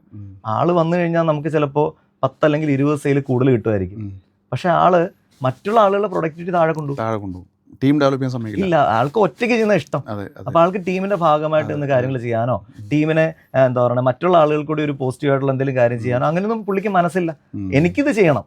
ഒരു ഓർഗനൈസേഷന്റെ കോണ്ടെക്സ്റ്റിലേക്ക് വലുപ്പത്തോടെ ചിന്തിക്കാൻ ആൾക്ക് കഴിവാണല്ലോ. അപ്പോൾ ഇതൊക്കെ ശ്രദ്ധയോടുകൂടി ആളുകൾ റിയലൈസ് ചെയ്ത് ഇന്റർവ്യൂ ചെയ്താൽ മാത്രമേ അങ്ങനെയുള്ള ആളുകൾ നമുക്ക് ഇനീഷ്യലി എടുക്കാൻ കഴിയുള്ളൂ. അതേസമയം ചിലപ്പോൾ തെറ്റായ റിക്രൂട്ട്മെന്റും കുഴപ്പമൊന്നുമില്ല. തെറ്റായ റിക്രൂട്ട്മെന്റ് നടത്തി കഴിഞ്ഞാൽ അതിൽ നിന്നും പാഠം ഉൾക്കൊണ്ട് എത്രയും വേഗം തന്നെ പുതിയ റിക്രൂട്ട്മെന്റ് നടത്തുക എന്നുള്ളൊരു പ്രോസസ്സാണ് ഒരു സ്റ്റാർട്ടപ്പ് ഓണർ ചെയ്യേണ്ടത്. കാര്യം എപ്പോഴും നമുക്ക് കൃത്യമായി നമ്മൾ ആഗ്രഹിക്കുന്ന എംപ്ലോയി തന്നെ വരണമെന്നില്ല. സ്റ്റാർട്ടപ്പാണ്. ചിലപ്പോൾ ഒരുപക്ഷെ കോടികൾ കയ്യിൽ വെച്ചുകൊണ്ട് ചെയ്യുന്ന ആൾക്കാരായിരിക്കില്ല. അവരെ സംബന്ധിച്ച് അവർ എവിടെന്നെങ്കിലുമൊക്കെ അവിടെ നിന്നൊക്കെ മറിച്ചും തിരിച്ചുമൊക്കെ തന്നെ തുടങ്ങുന്ന ആളുകളായിരിക്കും. അങ്ങനെയൊക്കെ തന്നെയാണല്ലോ പല വലിയ ബിസിനസ് സ്ഥാപനങ്ങളും തുടങ്ങിയിരിക്കുന്നത്. അപ്പോൾ അവർക്ക് തുടക്കത്തിൽ അവരുടെ കയ്യിലിരിക്കുന്ന ആ ഒരു ബജറ്റ് വെച്ച് അല്ലെങ്കിൽ അവർക്ക് റോൾ ചെയ്യാൻ പറ്റുന്ന ഫണ്ട് വെച്ചിട്ട് അവർക്ക് കഴിയുന്ന ഒരാളെ എടുത്ത് അയാളെ കൊണ്ട് പതുക്കെ ഡെവലപ്പ് ചെയ്ത് അടുത്തയാളെ എടുത്ത് അതായിരിക്കാം. തെറ്റ് പറയാൻ പറ്റില്ല. അപ്പോൾ അവിടെ തെറ്റായ ഒരു റിക്രൂട്ട്മെന്റ് ആണെങ്കിൽ അത് സെയിൽസ് കിട്ടും എന്നുള്ളൊരു കാരണം കൊണ്ട് അവിടെ നിർത്തരുത്. അതപ്പോൾ തന്നെ എന്ത് ചെയ്യണം?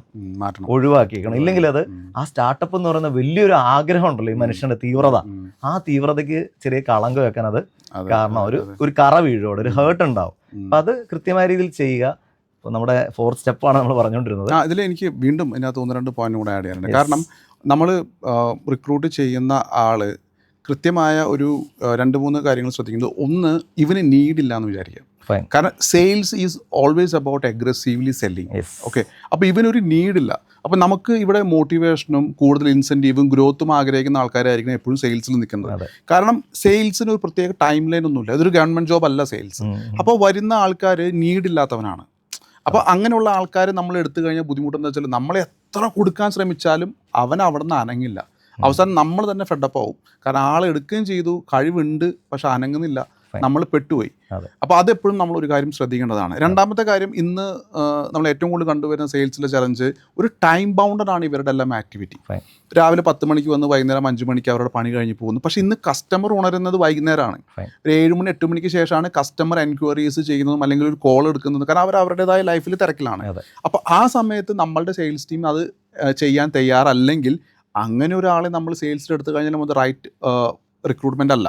അപ്പോൾ നമ്മളത് ആദ്യമേ ചോദിക്കണം. നിങ്ങൾ കമ്പനിക്ക് വേണ്ടിയിട്ട് വർക്ക് ചെയ്യാനും അതോടൊപ്പം നിങ്ങൾക്ക് വേണ്ടി ഗ്രോത്തിന് വേണ്ടി വർക്ക് ചെയ്യാനും അതിൽ ഒരു ഫിക്സഡ് ടൈം ടേബിളിന് പുറത്തും ഈ ഇഫ് സിറ്റുവേഷൻ ഡിമാൻഡ്സ് വർക്ക് ചെയ്യാൻ തയ്യാറാണോ, അതിനുള്ള ബെനിഫിറ്റ് തീർച്ചയായും നിങ്ങൾക്കുണ്ട് എന്നുള്ള രീതിയിൽ ചോദിച്ചിട്ട് വേണം അവനെ എടുക്കാനായിട്ട്. ഇനി ഇതെല്ലാം കഴിഞ്ഞിട്ടും തീരെ എത്തിക്സ് ഇല്ലാത്ത അല്ലെങ്കിൽ ഗ്രീഡ്, ഇപ്പോൾ നമ്മൾ നീഡിനെ കുറിച്ച് സംസാരിച്ചു, ചിലപ്പോൾ ഗ്രീഡ് ഉണ്ടാവും. അവന് നീഡും ഉണ്ട്, പക്ഷേ നീഡ് കൂടുതലായി അവന് ഗ്രീഡും ഉണ്ട്. അങ്ങനെയുള്ള ആൾക്കാർ പലപ്പോഴും നമ്മളുടെ കസ്റ്റമേഴ്സിനെ മറിച്ച് വെക്കും. നമ്മളുടെ ഡാറ്റ മറിച്ച് വെക്കുക, നമ്മളുടെ കോമ്പറ്റീറ്റേഴ്സിനെ കണ്ടെത്തി അങ്ങോട്ട് കൊടുക്കുക, അല്ലെങ്കിൽ പതിയെ ഇവിടെ നിന്നുകൊണ്ട് തന്നെ ഇവിടെ നിന്ന് ലേൺ ചെയ്യാനുള്ളതെല്ലാം പഠിച്ച് മറ്റുള്ള കമ്പനീസുമായി ടൈപ്പ് ചെയ്ത് ഇവിടെ നിന്ന് മറ്റൊരു കമ്പനിയിലേക്ക് ഒരു ബെറ്റർ പേ സ്കെയിൽ നോക്കി ജമ്പ് ചെയ്യുന്ന സിനാരിയോയും നമ്മൾ ഒരുപാട് കണ്ടുവരുന്നുണ്ട്. അപ്പോൾ ഇവിടെ നമ്മൾ നേരത്തെ പറഞ്ഞ ഒരു ടെക്നോളജി സിസ്റ്റം യൂസ് ചെയ്യുകയാണെങ്കിൽ ഇപ്പോൾ നാളെ ഡാറ്റ മിസ്യൂസ് ചെയ്യപ്പെട്ടു എന്നുണ്ടെങ്കിൽ നമുക്കൊരു പരിധി വരെ ട്രാക്ക് ചെയ്ത് അറിയാൻ പറ്റും ഈ ഡാറ്റ അവൻ എടുത്തിട്ടുണ്ടോ ഇല്ലയോ എന്നുള്ള കാര്യങ്ങൾ നമുക്ക് അറിയാനായിട്ട് സാധിക്കും. കാരണം ഒരു ബൾക്കൊക്കെ ആയിട്ട് അവൻ അതിൽ ഡൗൺലോഡ് ചെയ്യുകയാണെങ്കിൽ അതിൻ്റെ റെക്കോർഡ്സ് നമുക്ക് കാണാൻ പറ്റും. പക്ഷേ എപ്പോഴും നമ്മൾ ശ്രദ്ധിക്കേണ്ട ഒരു കാര്യമാണ് ഈ റൈറ്റ് പേഴ്സൺ അല്ല എന്നുണ്ടെങ്കിൽ നവീൻ പറഞ്ഞ പോലെ ഒന്ന് നമ്മുടെ കമ്പനീസിൻ്റെ വാല്യൂ, കമ്പനിയുടെ ഫ്യൂച്ചർ, ഇതെല്ലാം അവതാളത്തിലാവും. അതോടൊപ്പം തന്നെ നമ്മൾ പോലും അറിയാതെ നമ്മളുടെ കോമ്പറ്റീറ്റേഴ്സിനെ അവൻ വളർത്തുകയും ചെയ്യും. അപ്പോൾ ഏറ്റവും നമ്മളിപ്പോൾ എനിക്ക് തോന്നുന്നു ഇന്നത്തെ പോഡ്കാസ്റ്റിൽ ഏറ്റവും നമ്മൾ എംഫസിസ് ചെയ്യേണ്ടത് finding the right person to be added in our team എന്നുള്ളതാണ്. So that was a very good point. അതിൻ്റെ കൂടെ തന്നെ നമ്മൾ ഇപ്പോൾ പറഞ്ഞ ഒരു കാര്യത്തെ ഒരു സ്റ്റാർട്ടപ്പ് ഓണറുടെ ഒരു പെർസ്പെക്റ്റീവിൽ ഒന്ന് ചിന്തിച്ച് നോക്കി. ഇപ്പോൾ ഒരു വലിയൊരു ഓർഗനൈസേഷൻ, ഒരു കോർപ്പറേറ്റ് കമ്പനി ആണെന്നിരിക്കട്ടെ, ആ കമ്പനിയിൽ നിന്ന് ഒരു എംപ്ലോയി ഇങ്ങനെ പോയാൽ അവിടെ പ്രത്യേകിച്ചൊന്നും സംഭവിക്കാനില്ല. ഞാൻ ഈ പറഞ്ഞ പോലെ ഒരു സ്റ്റാർട്ടപ്പ് തുടങ്ങി അദ്ദേഹം പല കാര്യങ്ങളിലൂടെ കടന്നു പോകുമ്പോൾ അദ്ദേഹത്തിന് ഇങ്ങനെ ഏൽക്കുന്ന ആഘാതം വളരെ വലുതായിരിക്കും, ഭയങ്കര വലുതായിരിക്കും. അപ്പോൾ നമ്മൾ ഇനീഷ്യലി ശ്രദ്ധിക്കേണ്ട ഏരിയ ആണ്. ഇതൊക്കെ ശ്രദ്ധിച്ചു കഴിഞ്ഞാലും എല്ലാം ചെയ്യാമെന്ന് പറഞ്ഞിട്ട് നേരെ തിരിച്ചു ചെയ്യുന്ന ആളുകളുള്ള കാലമാണ്. അപ്പോൾ സ്റ്റാർട്ടിങ്ങിൽ ഈ ഒരു എലിമെന്റ് വളരെ വൈറ്റലായിട്ട് തന്നെ ശ്രദ്ധിക്കണം. അത് ഇത് വളരെ ട്രസ്റ്റ് കൊടുക്കേണ്ടതാണ്. ആസ് യു സെഡ് റൈറ്റ്ലി, വളരെ ഇമ്പോർട്ടൻ്റ് ആയിട്ടുള്ള ഒരു സ്റ്റെപ്പാണ് റൈറ്റ് ആളുകളെ അല്ലെങ്കിൽ റൈറ്റ് ആയിട്ടുള്ള ടാലൻസിനെ നമ്മൾ കണക്ട് ചെയ്യാന്നുള്ളത്. അതെ, എനിക്ക് തോന്നുന്നു ഇനി നമ്മൾ മുന്നോട്ട് സംസാരിക്കും തോറും ഇപ്പോൾ പല ആൾക്കാരും ഇത് കാണുന്ന ആൾക്കാർ ചോദിക്കാൻ പോകുന്നൊരു ചോദ്യം എന്ന് പറയുന്നത്, ഞാനൊരാളെ ഈ പറഞ്ഞ ക്രൈറ്റീരിയ എല്ലാം നോക്കിയിട്ട് എടുത്തു, പക്ഷേ ഇവൻ നമ്മളെ വഞ്ചിക്കുന്നുണ്ടോ ഇല്ലയോ അല്ലെങ്കിൽ ഇവൻ പെർഫോം ചെയ്യുന്നുണ്ടോ ഇല്ലയോ എന്ന് എങ്ങനെ നമ്മൾ ട്രാക്ക് ചെയ്യും എന്നുള്ളതാണ് ഇനി ഓഡിയൻസിന് വരാൻ പോകുന്നൊരു ചോദ്യം. നമുക്കതിലേക്ക് വരാം. What is the fifth step in your mind? Like, how should we take it forward further? Product define ചെയ്തു, ഓഡിയൻസിനെ ഡിഫൈൻ ചെയ്തു, നമ്മൾ സിസ്റ്റം ബിൽഡ് ചെയ്തു, ആൻഡ് റൈറ്റ് പീപ്പിളിനെയും കൂടെ നമ്മൾ ഫൈൻഡ് ചെയ്തു. What is next step? ഇപ്പം നേരത്തെ പറഞ്ഞൊരു ചോദ്യം ഉണ്ടല്ലോ, അതായത് നമ്മളിതെല്ലാം ചെയ്ത് കൊണ്ടുവന്നിട്ട് ആൾ ഈ വാല്യൂസും കാര്യങ്ങളും ഉള്ളതാണോ എന്നുള്ളൊരു സംശയം പറഞ്ഞില്ലേ. അതായത് നമ്മൾ കുറേയൊക്കെ നമ്മൾ കാര്യങ്ങൾ ചെയ്തിട്ട് തന്നെയാണ് കൊണ്ടുവരുന്നത്. ഇനി അതിനെയൊക്കെ കറക്റ്റ് ചെയ്യാൻ അല്ലെങ്കിൽ കവർ ചെയ്യാൻ വേണ്ടിയിട്ടുള്ള ഒരു മെക്കാനിസം തന്നെയാണ് fifth step, and that is induction training. Okay, നമ്മളിങ്ങനെ എടുക്കുന്ന ഒരു സെയിൽസ് സ്റ്റാഫിനെ ഇൻഡക്റ്റ് ചെയ്യുകയാണ്, ഒരു ഓൺ ബോർഡിങ് പ്രോസസ്സ് പോലെയാണ്. ആളെ നമ്മുടെ ഓർഗനൈസേഷൻ്റെ ഭാഗമാക്കുന്ന പ്രോസസ്സ്. ഓക്കെ, അതർവൈസ് നമ്മുടെ ടീമിൻ്റെ ഒരു ഭാഗമാക്കുന്ന പ്രോസസ്സ്. കാര്യം ആൾ ഒരു പുതിയ എൻട്രി ആണ്, ആളെ സംബന്ധിച്ച് ഒരു പുതിയ ഓർഗനൈസേഷനാണ്, എന്താണെന്ന് കൃത്യമായ ധാരണയില്ല, അദ്ദേഹത്തിന് ഒരു തൊഴിൽ വേണം, അദ്ദേഹത്തിന് ചെയ്യാൻ പറ്റുന്ന ജോലിയാണെന്ന് തോന്നി, അദ്ദേഹത്തിന് വിൽക്കാൻ പറ്റുന്ന പ്രൊഡക്റ്റ് ആണെന്ന് തോന്നി, അതല്ലെങ്കിൽ വിൽക്കാൻ പഠിക്കാം, എനിക്ക് എന്തായാലും ജോലി വേണം എന്ന ആഗ്രഹത്തിന് പുറത്ത് വന്നായിരിക്കാം.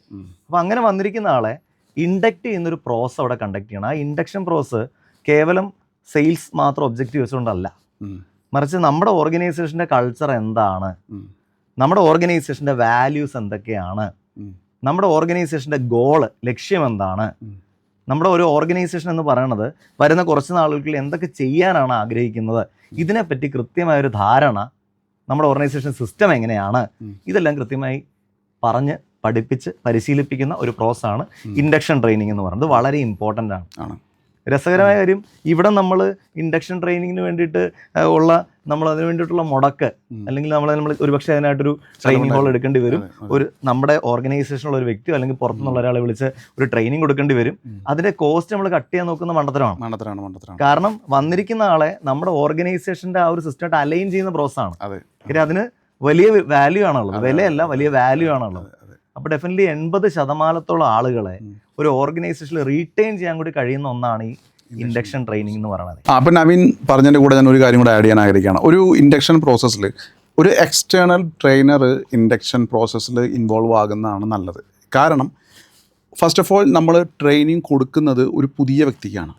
ഓക്കെ, രണ്ട്, ഈ കമ്പനിക്കൊരു വിഷനും അതേപോലെ ഓൾറെഡി റണ്ണിങ് ഒരു പ്രോസസ്സും ഉണ്ടെങ്കിൽ ഈ പ്രോസസ്സിലേക്ക് ഈ വ്യക്തി അലൈൻ ആവണം. എക്സിസ്റ്റിംഗ് ഒരു ടീമും കൂടി ഇപ്പുറത്തുണ്ട്. അപ്പോൾ ഇവനെ ഒന്നാമത് ഫസ്റ്റ് ഓഫ് ഓൾ സ്ട്രേഞ്ചറാണ്, ഇവന് ഇതിനെക്കുറിച്ച് ഒന്നും അറിയില്ല. അപ്പോൾ ഇവനെ പഠിപ്പിച്ച് ആ പ്രോസസ്സിലേക്ക് അലൈനായി ഈ എക്സിസ്റ്റിംഗ് ടീമിൻ്റെ കൂടെ കണക്ട് ചെയ്ത് കൊടുക്കുന്ന സമയത്ത് ഒരു എക്സ്റ്റേണൽ പേഴ്സണ് മാത്രം മനസ്സിലാക്കാൻ പറ്റുന്ന ഒരു കാര്യമുണ്ട്, എവിടേക്കാണ് അലൈൻമെൻറ്റും എവിടേക്കാണ് അലൈൻമെൻറ്റ് ഇല്ലാത്തതോ എന്നുള്ള കാര്യം. അപ്പോൾ ഈ ഒരു വ്യക്തി ഒരു പക്ഷേ ഇൻ്റർവ്യൂവിലെല്ലാം ഓക്കെ ആയിരുന്നു, പക്ഷേ നമ്മൾ ടീമിലേക്ക് ആഡ് ചെയ്യുമ്പോൾ ചിലപ്പോൾ ഇതൊരു പോയ്സണസ് ക്യാരക്ടറുള്ളൊരു വ്യക്തിയാണെങ്കിൽ, ചിലപ്പോൾ ഒരു നെഗറ്റീവ് മൈൻഡ് സെറ്റുള്ള വ്യക്തിയാണെങ്കിൽ എക്സിസ്റ്റിംഗ് ടീമിനെയും കൂടെ അവൻ ഡൈല്യൂട്ട് ചെയ്യും. അപ്പോൾ ഇതൊരു ഇൻഡക്ഷൻ പ്രോസസ്സിൽ ഒരു എക്സ്റ്റേണൽ പേഴ്സണ് മാത്രമേ മനസ്സിലാക്കാൻ പറ്റൂ. പിന്നെ എപ്പോഴും ഒരു ഫൗണ്ടർക്ക് ഒരു വിഷൻ ഉണ്ടായിരിക്കും, കമ്പനിക്ക് ഒരു ഓപ്പറേറ്റിംഗ് പ്രോസസ്സും ഉണ്ടായിരിക്കും. ഇതിൻ്റെ ഇടയിലാണ് ഇവനെ നമ്മൾ പഠിപ്പിക്കുന്നത്, ഇൻഡക്റ്റ് ചെയ്ത് വിടുന്നത്. ഇവിടെ ഇവന് കൃത്യമായ KPIs കാര്യങ്ങളും നമ്മൾ സെറ്റ് ചെയ്തിട്ട് വേണം. അപ്പോൾ ഇവനതൊരു പെട്ടെന്ന്, കാരണം ഒരു കമ്പനിയുടെ ഇൻറ്റേർണൽ പേഴ്സൺ ട്രെയിനിങ് കൊടുക്കുന്ന സമയത്ത് അത് കമ്പനിയുടെ ഒരു പേഴ്സ്പെക്റ്റീവിലാണ് അത് കൊടുക്കുന്നത്. അപ്പോൾ മുന്നിലിരിക്കുന്നവൻ അത് ഭയങ്കരമായിട്ട് അഡാപ്റ്റ് ചെയ്യാൻ ഭയങ്കര ഡിഫിക്കൽട്ടായിരിക്കും. ഒരു തേർഡ് പേഴ്സൺ ആകുമ്പോൾ അവനറിയാം കമ്പനി ഇവൻ ഇത് രണ്ടും കണ്ട് മനസ്സിലാക്കിയിട്ട് ട്രെയിനിങ് കൊടുക്കാനായിട്ട് സാധിക്കും. യൂഷ്വലി ഞാൻ എല്ലാ സ്റ്റാർട്ടപ്പിലല്ല എല്ലാ കമ്പനിയിലും ഞാൻ പറയുന്നൊരു കാര്യമാണ്, whenever you find A new like ഒരു ഫ്രീക്വൻറ്റ്, ഇപ്പോൾ ഞങ്ങൾ നേവിയിൽ ഉണ്ടായിരുന്ന സമയത്ത് നേവിയിൽ ജോയിൻ ചെയ്ത് കഴിയുമ്പോൾ നേവിക്ക് ഒരു ഹ്യൂജ് ഇൻഡക്ഷൻ പ്രോസസ്സ് ഉണ്ട്. ഫസ്റ്റ് 6 months ഫിസിക്കൽ ഇൻഡക്ഷൻ, അതിനുശേഷം 6 months പ്രൊഫഷണൽ ഇൻഡക്ഷൻ, അതിനുശേഷമുള്ള 6 months ഓൺ ജോബ് ഇൻഡക്ഷൻ. 1.5 വർഷത്തെ ഇൻഡക്ഷൻ കഴിഞ്ഞിട്ടേ ഞങ്ങൾ ശരിക്കും അത് വർക്ക് ചെയ്യുന്നുള്ളൂ. ഈ 1.5 വർഷത്തിൻ്റെ ഉള്ളിൽ പല ട്രെയിനിങ് പാറ്റേണിലൂടെ പോയിട്ട് നമ്മൾ എന്തോ ആയിക്കോട്ടെ നമ്മൾ അതിനനുസരിച്ച് മാറിയിരിക്കും, പ്രൊഫഷണലിയും പേഴ്സണലിയും. അത്രയും ഹ്യൂജ് ഇൻഡക്ഷൻ പ്രോസസ്സ് അവിടെ ഉണ്ട്. അതുകൊണ്ടാണ് ഈ ഡിഫൻസ് പോലുള്ള ക്രിട്ടിക്കൽ ഫോഴ്സസ് റിലൈ ചെയ്യുന്നത് ഈച്ച് ആൻഡ് എവരി എംപ്ലോയിനെ, അതും ഫോർ എ ലോങ്ങർ പീരീഡ്. അപ്പോൾ പല സ്റ്റാർട്ടപ്സിലും നമ്മൾ വിചാരിക്കും നമ്മൾ ജീവിതകാലം മുഴുവൻ കമ്പനി ബിൽഡ് ചെയ്യാനൊരു പ്ലാൻ ഉണ്ടെങ്കിൽ നമ്മളുടെ കൂടെ ഇരിക്കുന്നവന് അത്രയും കാലം നമ്മളുടെ കൂടെ നിൽക്കണമെങ്കിൽ അവന് ഒപ്റ്റിമൈസ് ചെയ്ത് മോൾഡ് ചെയ്തെടുക്കണ്ടേ. അതിൽ നേരത്തെ നവീന് പറഞ്ഞ പോലെ പല ആൾക്കാരും ഇൻവെസ്റ്റ് ചെയ്യാൻ വിമുഖത കാണിക്കുന്നുണ്ട്. അതിൻ്റെ റിസൾട്ട് എന്ന് പറയുന്നത് വളരെ വലിയ നഷ്ടമാണ് അതിലൂടെ വരാൻ പോകുന്നത്. കറക്റ്റ്. അതായത് നമ്മൾ ഇൻഡക്ഷൻ ട്രെയിനിങ് എന്ന് പറയുമ്പോൾ എക്സ്റ്റേണൽ ആയിട്ടുള്ള ഒരാൾ തന്നെ ചെയ്യണമെന്ന് ഞാൻ പറയുന്നില്ല കേട്ടോ, പക്ഷേ എക്സ്റ്റേണൽ ആയിട്ടുള്ള ഒരാളുടെ ഇൻ്റർവെൻഷൻ ഉണ്ടെങ്കിൽ നല്ലതായിരിക്കും. ഇപ്പോൾ എക്സ്പീരിയൻസ്ഡ് ആയിട്ടുള്ള ധാരാളം ഓർഗനൈസേഷന് സെയിൽസ് ട്രെയിനിങ് കൊടുത്തിട്ടുള്ള ഒരു ട്രെയിനർ ആണെങ്കിൽ ആൾക്ക് ബേസിക്കലി പ്രൊഡക്റ്റും കമ്പനിയും മാറിയെങ്കിലും അവിടുത്തെ പിച്ച് മനസ്സിലാവും. അതെ. ആ അനുഭവ സമ്പത്ത്, ആ ഒരു ഇൻസൈറ്റ്, അത് ഇൻഡക്ഷൻ ട്രെയിനിങ്ങിനെ നല്ലൊരു ഫോർമാറ്റിലേക്ക് മാറ്റാൻ സഹായിക്കും. ഒരുപക്ഷെ ഫുൾ ടൈം ആ ട്രെയിനർ തന്നെ ക്ലാസ് എടുക്കണമെന്നില്ല. ഒരുപക്ഷെ ആ ഇൻഡക്ഷൻ പ്രോസസ് എങ്ങനെയാണ് ചെയ്യേണ്ടത് എന്നത് പറഞ്ഞു കൊടുത്താലും മതി. പക്ഷെ ഒരു കൺസൾട്ടേഷൻ എടുക്കുന്നത് എപ്പോഴും അഭികാമ്യമായിരിക്കും. കാരണം തൻ്റെ കയ്യിലിരിക്കുന്ന ആ ഒരു പ്രൊഡക്റ്റിനെ, തൻ്റെ സിസ്റ്റത്തെ, തൻ്റെ ഓഡിയൻസിനെ മനസ്സിലാക്കിയിരിക്കുന്ന ഒരു സ്റ്റാർട്ടപ്പ് ഓണറെ സംബന്ധിച്ച് കൂടെയുള്ള ടീം മെമ്പേഴ്സിന് കൃത്യമായൊരു ഡയറക്ഷൻ സെറ്റ് ചെയ്യാനായിട്ട് എക്സ്പീരിയൻസ് ഉള്ള ഒരു ട്രെയിനറുടെ അല്ലെങ്കിൽ ഒരു കൺസൾട്ടൻറ്റിൻ്റെ സർവീസ് എടുക്കുന്നത് എപ്പോഴും നല്ലതാണ്. കാരണം ഒരു എക്സ്പേർട്ട് ഒപ്പീനിയൻ എടുക്കുന്ന പോലെയാണ്. നമ്മുടെ ഒരു ഓർഗനൈസേഷൻ അത്രയും നമ്മൾ ആഗ്രഹിച്ചുണ്ടാക്കണമാണല്ലോ. അപ്പോൾ അതിന് മനോഹരമായൊരു വളർച്ച ഉണ്ടാക്കാൻ ഹെൽപ്പ് ചെയ്യുന്ന എക്സ്പേർട്ടിൻ്റെ ഒപ്പീനിയൻ എടുക്കുന്നതിൽ ആരും തെറ്റുമില്ല. പിന്നെ ഒരു സ്റ്റാർട്ടപ്പിൽ നമ്മൾ ഈ പറഞ്ഞ കൃത്യമായ രീതിയിൽ ഇൻഡക്ഷൻ കൊടുക്കുക എന്ന് പറഞ്ഞാൽ നമ്മൾ ഈ വീട് മാറി താമസിക്കത്തില്ലേ. ഇപ്പം നമ്മളിപ്പോൾ താമസിക്കുന്നിടത്തുനിന്ന് വേറൊരു സ്ഥലത്ത് പോയി താമസിക്കുന്ന സമയത്ത് നമുക്ക് ഒത്തിരി ഇൻസെക്യൂരിറ്റീസ് ഉണ്ടാവും അല്ലേ. പക്ഷെ നമ്മുടെ അയൽവാസികളൊക്കെ നമ്മളോട് സംസാരിക്കാൻ വന്നാലോ പെട്ടെന്ന് അത് മാറി കിട്ടും. മാറി കിട്ടും. പിന്നെ അവർ വരാൻ നേരത്ത് ഇന്നിടത്ത് കടയുണ്ട്, ഇന്നിടത്താണ് ആശുപത്രി, ഇന്ന സ്ഥലത്താണ് നിങ്ങൾക്ക് ഇന്ന ഫെസിലിറ്റികൾ കിട്ടുന്നത് അല്ലേ. ഇതെല്ലാം പറഞ്ഞു തന്നു കഴിഞ്ഞാലോ കുറച്ചുകൂടെ ഒരു ആശ്വാസം കിട്ടും അല്ലേ. അപ്പോൾ ഇത് പറഞ്ഞു തരുന്ന ഒരു വ്യക്തിയെ പോലെ ആയിരിക്കും ഈ ട്രെയിനറുടെ റോൾ എന്ന് പറയുന്നത്. അതായത് ഈ ഓർഗനൈസേഷനിൽ ഇന്ന കാര്യങ്ങളുണ്ട് എന്നുള്ളതും, അത് മാത്രമല്ല നിങ്ങൾക്ക് ഇന്ന സപ്പോർട്ടുകൾ കിട്ടുമെന്നുള്ളതും, ഇതൊക്കെ പറയുമ്പോൾ ഒരു എക്സ്റ്റേണൽ ഫാക്കൽറ്റി ഉണ്ടെങ്കിൽ അത് എനിക്ക് തോന്നുന്നു. അപ്പോൾ ശരിക്കും പറഞ്ഞാൽ നമ്മളെപ്പോഴും നമ്മളുടെ സൈഡ് മാത്രം ആലോചിച്ചത്, ഒരു എംപ്ലോയി സൈഡ് നമ്മൾ ആലോചിച്ചിട്ടില്ല. അപ്പോൾ വന്ന് കയറുന്നവന് ഒരു തേർഡ് പാർട്ടിയാണ് ഈ പറയുന്ന ആളെന്നുണ്ടെങ്കിൽ പറയാൻ പറ്റും, തുറന്ന് പറയാൻ പറ്റും. കറക്റ്റ് സാർ ഈ കമ്പനി സാറ് പറഞ്ഞത് ശരിയാണ്, പക്ഷേ ഞാനിങ്ങനൊരു ചലഞ്ച് ഫേസ് ചെയ്യുന്നുണ്ട്. അപ്പോൾ ഒരു തേർഡ് പേഴ്സണെ മനസ്സിലാക്കാൻ പറ്റും. അത് കമ്പനിയിൽ ഇൻഹൗസ് ആളാണെന്നുണ്ടെങ്കിൽ അതൊക്കെ അങ്ങനെയാണ്, നീ അതങ്ങനെ സഹിച്ചോ എന്ന് പറയുന്നൊരു സിറ്റുവേഷൻ ആയിരിക്കും വരുന്നുണ്ടായിരിക്കുക. യെസ്. ഞാൻ നമ്മുടെ കേരളത്തിൽ തന്നെ വളരെ റെപ്യൂട്ടഡ് ആയിട്ടുള്ള ഒരു ഓർഗനൈസേഷൻ്റെ ട്രെയിനിങ് പ്രോഗ്രാമായിട്ട് ബന്ധപ്പെട്ട് പോയപ്പോൾ അവിടെ ഡോസ് അനാലിസിസ് എന്ന് പറഞ്ഞ് ഓരോ വ്യക്തിയുടെയും ഡേഞ്ചർ, ഓപ്പർച്യൂണിറ്റി, സ്ട്രെങ്ത് അനലൈസ് ചെയ്യുന്ന 1-to-1 പേഴ്സണൽ സെഷൻ, ഒരു 4 ദിവസത്തെ ഇൻഡക്ഷൻ പ്രോഗ്രാം ആയിരുന്നു. അതിൽ തന്നെ ഇൻ ബിറ്റ്വീൻ ഉള്ള സമയത്തിൽ ആ സ്ഥാപനത്തിലെ മാർക്കറ്റിംഗ് ഹെഡ്, മറ്റു മേഖലയിലെ ഹെഡ്സ്, ഇവർ ട്രെയിനിങ് എടുക്കുന്ന ഒരു ദിവസമുണ്ട്. അന്നേ ദിവസം വന്ന ഓരോ പാർട്ടിസിപ്പൻസും എൻ്റെ കൂട്ടത്തിൽ 1 മണിക്കൂറോളം ചെലവഴിക്കും, 1/2 മണിക്കൂർ to 1 മണിക്കൂർ. അപ്പോൾ ഈ സമയത്ത് എന്ത് ചെയ്യും, ഇവരെല്ലാം തുറന്നു പറയും. ഇത് അവരുടെ ഒരു പെർട്ടിക്കുലർ ഹെഡിൻ്റെ അടുത്തോ ആ ഓർഗനൈസേഷനുള്ള ഒരു ബോസിൻ്റെ അടുത്തോ ഇവർ പറയില്ല. കാര്യം അവർക്ക് പറയാൻ പറ്റില്ല. ഇത് ഇവരെന്നോട് പറഞ്ഞപ്പോൾ തന്നെ ഇവരുടെ ഒത്തിരി പ്രശ്നങ്ങൾ അവിടെ സോൾവ് ആവുകയാണ്. ക്ലിയർ. ഇത് ഞാൻ പറഞ്ഞത് ഒരു ബേസിക് ലെവൽ ഇൻഡക്ഷൻ പ്രോഗ്രാം അല്ലായിരുന്നു, ഒരു മാനേജ്മെന്റ് ലെവൽ, ഒരു മാനേജറിയൽ കേഡറിലുള്ള ആളുകളുടെ ആയിരുന്നു. അവർ 1-2 വർഷം വർക്ക് ചെയ്തതിന് ശേഷം കൊടുത്തൊരു ട്രെയിനിങ്ങിൻ്റെ കാര്യം പറഞ്ഞത്. എന്നിരുന്നാലും ഒരു ഇൻഡക്ഷനിൽ തന്നെ അത്തരത്തിൽ ഒരു തേർഡ് പാർട്ടി ആകുമ്പോൾ കൃത്യമായി കമ്മ്യൂണിക്കേറ്റ് ചെയ്യാൻ പറ്റും. അപ്പോൾ തുടക്കത്തിൽ തന്നെ ഈ പുറത്തുനിന്ന് വരുന്ന ആൾക്ക് മനസ്സിലാവും ആരൊക്കെയാണ് ഈ ഓർഗനൈസേഷൻ്റെ വാല്യൂസുമായിട്ട് ബന്ധപ്പെട്ട് നിൽക്കാൻ സാധ്യതയുള്ളതെന്നൊക്കെ പറഞ്ഞു കൊടുക്കാൻ പറ്റും. അപ്പോൾ സ്റ്റാർട്ടപ്പ് ഓണറെ സംബന്ധിച്ച് ഇൻ്റർവ്യൂ പ്രോസസ്സിൽ തെറ്റ് പറ്റിയാലും അതിനെ കറക്റ്റ് ചെയ്യാനും, അതേപോലെ ഏറ്റവും കപ്പാസിറ്റി ഉള്ള ആൾക്കാരെ ഐഡൻറ്റിഫൈ ചെയ്യാനും ഒക്കെ ഈ ഒരു ഇൻഡക്ഷൻ ട്രെയിനിങ് ഹെൽപ്ഫുൾ ആവും. അപ്പോൾ അതിന് കൃത്യമായ പ്ലാനിങ് പ്രോസസ്സ് വേണം. കൃത്യമായൊരു പ്ലാനിങ് പ്രോസസ്സ് വേണം. എന്തൊക്കെ ഇൻഫർമേഷനാണ് നമ്മുടെ എംപ്ലോയീസിന് ഷെയർ ചെയ്യേണ്ടത് എന്നതിനെക്കുറിച്ചുള്ളൊരു കണക്ക് വേണം അല്ലേ. അതേപോലെ നല്ല കമ്മ്യൂണിക്കേഷൻ പ്രോസസ് കൂടെ നടക്കണം. തിരിച്ച് അവൻ്റെ ആംബിഷൻസിനെ അളക്കാൻ പറ്റും. കറക്റ്റ്. കാരണം ആ ആംബിഷൻസ് നമുക്ക് മുന്നേ അറിയാൻ പറ്റിയ നമ്മുടെ അലൈൻമെൻറ്റുമായിട്ട്, ഗ്രോത്ത് അലൈൻമെൻറ്റുമായിട്ട് അവനെ അലൈൻ ചെയ്യാൻ പറ്റുമെങ്കിൽ അത് ലോങ് ടേം റിലേഷൻഷിപ്പ് ആവാനും അത് ഇൻഡക്ഷൻ ട്രെയിനിങ്ങിൽ നമുക്ക് ഇൻപുട്ട് എടുക്കാൻ പറ്റും. ആ ഇൻപുട്ടിനെ ആ സ്റ്റേജിലല്ല, അടുത്ത ഘട്ടത്തിൽ നമുക്കത് കറക്റ്റായിട്ട് ഓർഗനൈസേഷന് ഫ്രൂട്ട്ഫുൾ ആയ രീതിയിൽ ഉപയോഗിക്കാൻ കഴിയും. നമുക്കത് പ്ലാനിങ്ങിൽ ഇടാൻ പറ്റും. Yes, correct. ഫോർ ഫ്യൂച്ചർ നമ്മൾ പറയുന്ന ഫ്യൂച്ചറിസ്റ്റിക് സെയിൽസ് ടീം ആണല്ലോ. ഫ്യൂച്ചറിലേക്ക് വളരെ അത്യാവശ്യമായിട്ടുള്ള ഒരു ഇൻപുട്ട് എടുക്കാനായിട്ട് ആ പ്രോസസ്സിലൂടെ പറ്റും. അത് അവൻ അറിയാതെ ചെയ്യണം. അതെ. അപ്പോൾ ഇതാണ് നമ്മൾ ചെയ്യുന്ന ഓൺ ബോർഡിംഗ് പ്രോസസ് എന്ന് പറയുന്നത്. സോ ഇപ്പോൾ ഇതുവരെ നമ്മൾ 5 പോയിന്റാണ് സംസാരിച്ചത്. Defining product, defining audience, building system, connecting, recruiting talents and induction. Okay Naveen, നമ്മൾ ഇതുവരെ 5 പോയിന്റ്സ് ആണ് സംസാരിച്ചത്. അതിൽ ലാസ്റ്റ് നമ്മൾ വന്നിരിക്കുന്നത് ഇൻഡക്ഷൻ പ്രോസസ്സാണ്. ഒരു പുതിയ റിക്രൂട്ട്മെൻറ്റ് കഴിഞ്ഞാലുള്ള ഇൻഡക്ഷൻ. What is next? അടുത്ത സ്റ്റെപ്പ് എന്താ? അതായത് നമ്മളിപ്പം 5 സ്റ്റെപ്സ് പ്രധാനമായിട്ടും പറഞ്ഞു കഴിഞ്ഞല്ലേ. പിന്നെ ഇപ്പോൾ 6ാമത് ചെയ്യേണ്ട കാര്യം എന്ന് പറയുന്നത് ആക്ടിവിറ്റിയെ മോണിറ്റർ ചെയ്യുക എന്നുള്ളതാണ്. എന്ന് വെച്ചാൽ നമ്മൾ ഈ എടുത്തിരിക്കുന്ന സെയിൽസ് ടീം ഉണ്ടല്ലോ, അവർ ഇൻഡക്ട് ചെയ്തപ്പോൾ അവർക്ക് ചെയ്യേണ്ട ചില ആക്ടിവിറ്റീസ് എന്തൊക്കെയാണ് എന്ന കാര്യങ്ങളൊക്കെ നമ്മൾ ഓൾറെഡി പറഞ്ഞു കൊടുക്കുന്നുണ്ടല്ലേ. അപ്പോൾ അതിനുശേഷം അവർ ആ ആക്ടിവിറ്റി വൃത്തിയായിട്ട് ചെയ്യണം. അങ്ങനെയാണല്ലോ. അപ്പോൾ അവരത് ചെയ്യുന്നുണ്ടോ ഇല്ലയോ, ഇതിൻ്റെ ഒരു കണക്കെടുപ്പ്, ഒരു അളവെടുപ്പ്, കൃത്യമായിട്ട് പറയുകയാണെങ്കിൽ ഒരു ക്വാണ്ടിറ്റേറ്റീവ് അനാലിസിസ് നടത്തുക. മനസ്സിലായി. അതാണ് ഈ സ്റ്റെപ്പ്. ആക്ടിവിറ്റി മോണിറ്ററിംഗ് എന്നാണ് പറയുന്നത്. ഇവിടെ എത്ര സെയിൽസ് കോൾ വിളിക്കുന്നുണ്ട്, എത്ര പേരെ പോയി കാണുന്നുണ്ട്, എത്ര ആളുകളുടെ ഒബ്ജെക്ഷൻസ് ഡെയിലി ഡീൽ ചെയ്യുന്നുണ്ട്. അപ്പം എന്തൊക്കെയാണ് ചെയ്യണത്, കാര്യം എന്തൊക്കെ കാര്യങ്ങളാണ് അവർ ചെയ്യേണ്ടത്, they are suppose to do, അതിലവർ എത്ര നമ്പേഴ്സ് ചെയ്യുന്നുള്ള കണക്കെടുക്കുന്ന പ്രോസസ്സാണ് ക്വാണ്ടിറ്റേറ്റീവ് അനാലിസിസ് ആയിട്ടുള്ള ഈ ഒരു മോണിറ്ററിങ് പ്രോസസ്സ്. അതാണ് ആക്ടിവിറ്റി മോണിറ്ററിംഗ് എന്ന് പറയുന്നത്. ഇവിടെ ആക്ടിവിറ്റീസ് ആണ് ഇമ്പോർട്ടൻസ് കൊടുക്കുന്നത്. കാര്യം എന്താ, ഇപ്പോൾ ഒരാൾക്ക് വെയിറ്റ് കുറയ്ക്കണം, അയാൾ ആഴ്ച പോയിട്ട് വെയിങ് മെഷീൻ്റെ മേളിൽ കയറിയിട്ട് വെയിറ്റ് കുറഞ്ഞോ നോക്കിയിട്ട് കാര്യമുണ്ടോ? അയാൾ എന്ത് ചെയ്യണം? കണ്ടിന്യൂസ് ആക്ടിവിറ്റി, അയാൾ ആക്ടിവിറ്റി ചെയ്യണം, ഡയറ്റ് എടുക്കണം, നടക്കണം, എക്സസൈസ് ചെയ്യണം അല്ലേ? അപ്പൊ ഇതാണ് ആക്ടിവിറ്റി. മറ്റേ വെയിറ്റ് നോക്കണ പരിപാടി എന്തിനാ?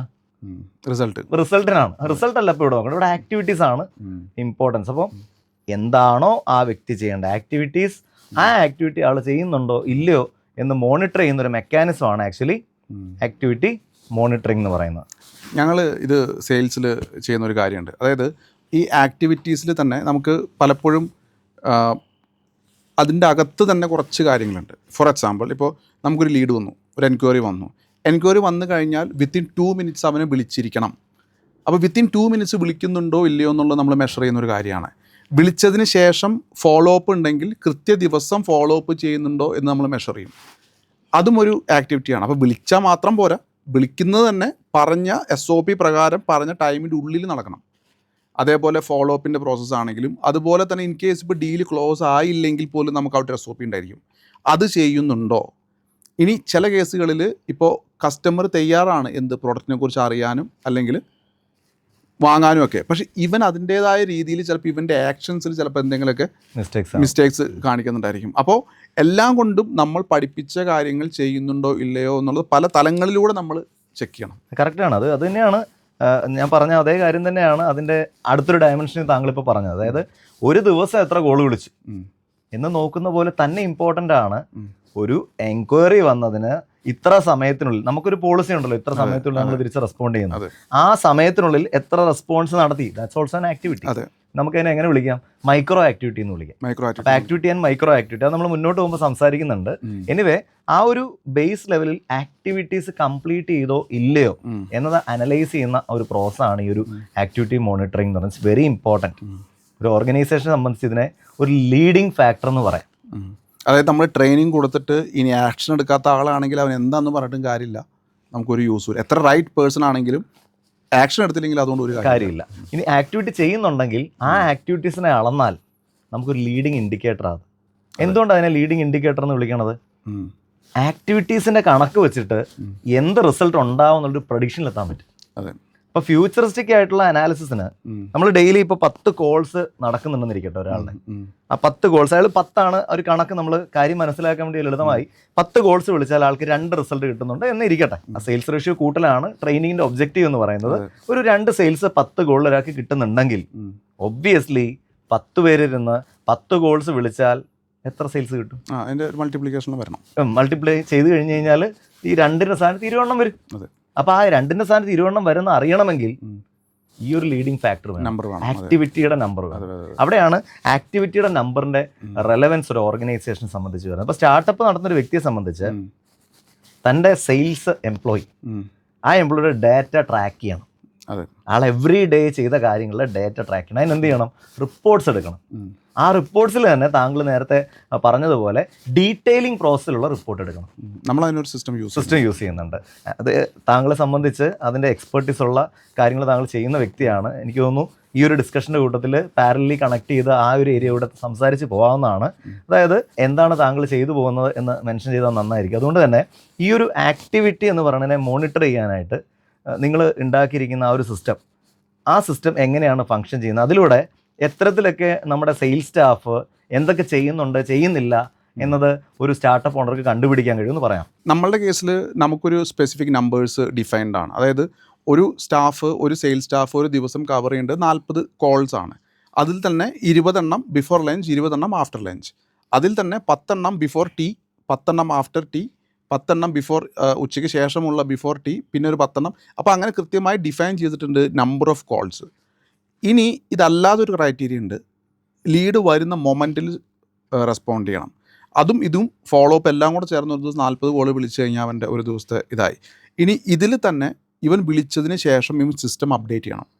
സിസ്റ്റം അപ്ഡേറ്റ് ചെയ്യുന്ന സമയത്ത് ഈ കസ്റ്റമറെ ഓട്ടോമാറ്റിക്കലി ഫോളോ അപ്പ് ചെയ്യാനുള്ള മെക്കാനിസംസ് ഓൾറെഡി ചെയ്ത് വെച്ചിട്ടുണ്ട്. അപ്പോൾ ഇവൻ്റെ ഒരു ആക്ഷൻ എടുത്തു. ഇനി ഇവന് ക്ലോസിങ്ങിന് വേണ്ടിയിട്ട് കുറേ സപ്പോർട്ട് ഈ ടെക്നോളജി സിസ്റ്റം പ്രൊവൈഡ് ചെയ്യുന്നുണ്ട്.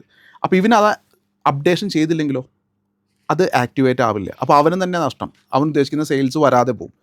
അപ്പോൾ അവൻ ആ സ്റ്റെപ്പ് എടുത്തു കഴിഞ്ഞാൽ അതവിടെ നടന്നു. ഇനി ഇതിലൊരു കാര്യമുണ്ട്, ഇവനിത് ചെയ്യുന്നില്ല എന്ന് വിചാരിക്കുക, വരുന്ന ടൈമിൽ ഇവൻ ലീഡിനെ വിളിക്കുന്നില്ല, ഇത് കമ്പനിയുടെ റിക്വയർമെൻ്റ് ആണ്, ഇത് നടക്കണം എന്നുള്ളത്.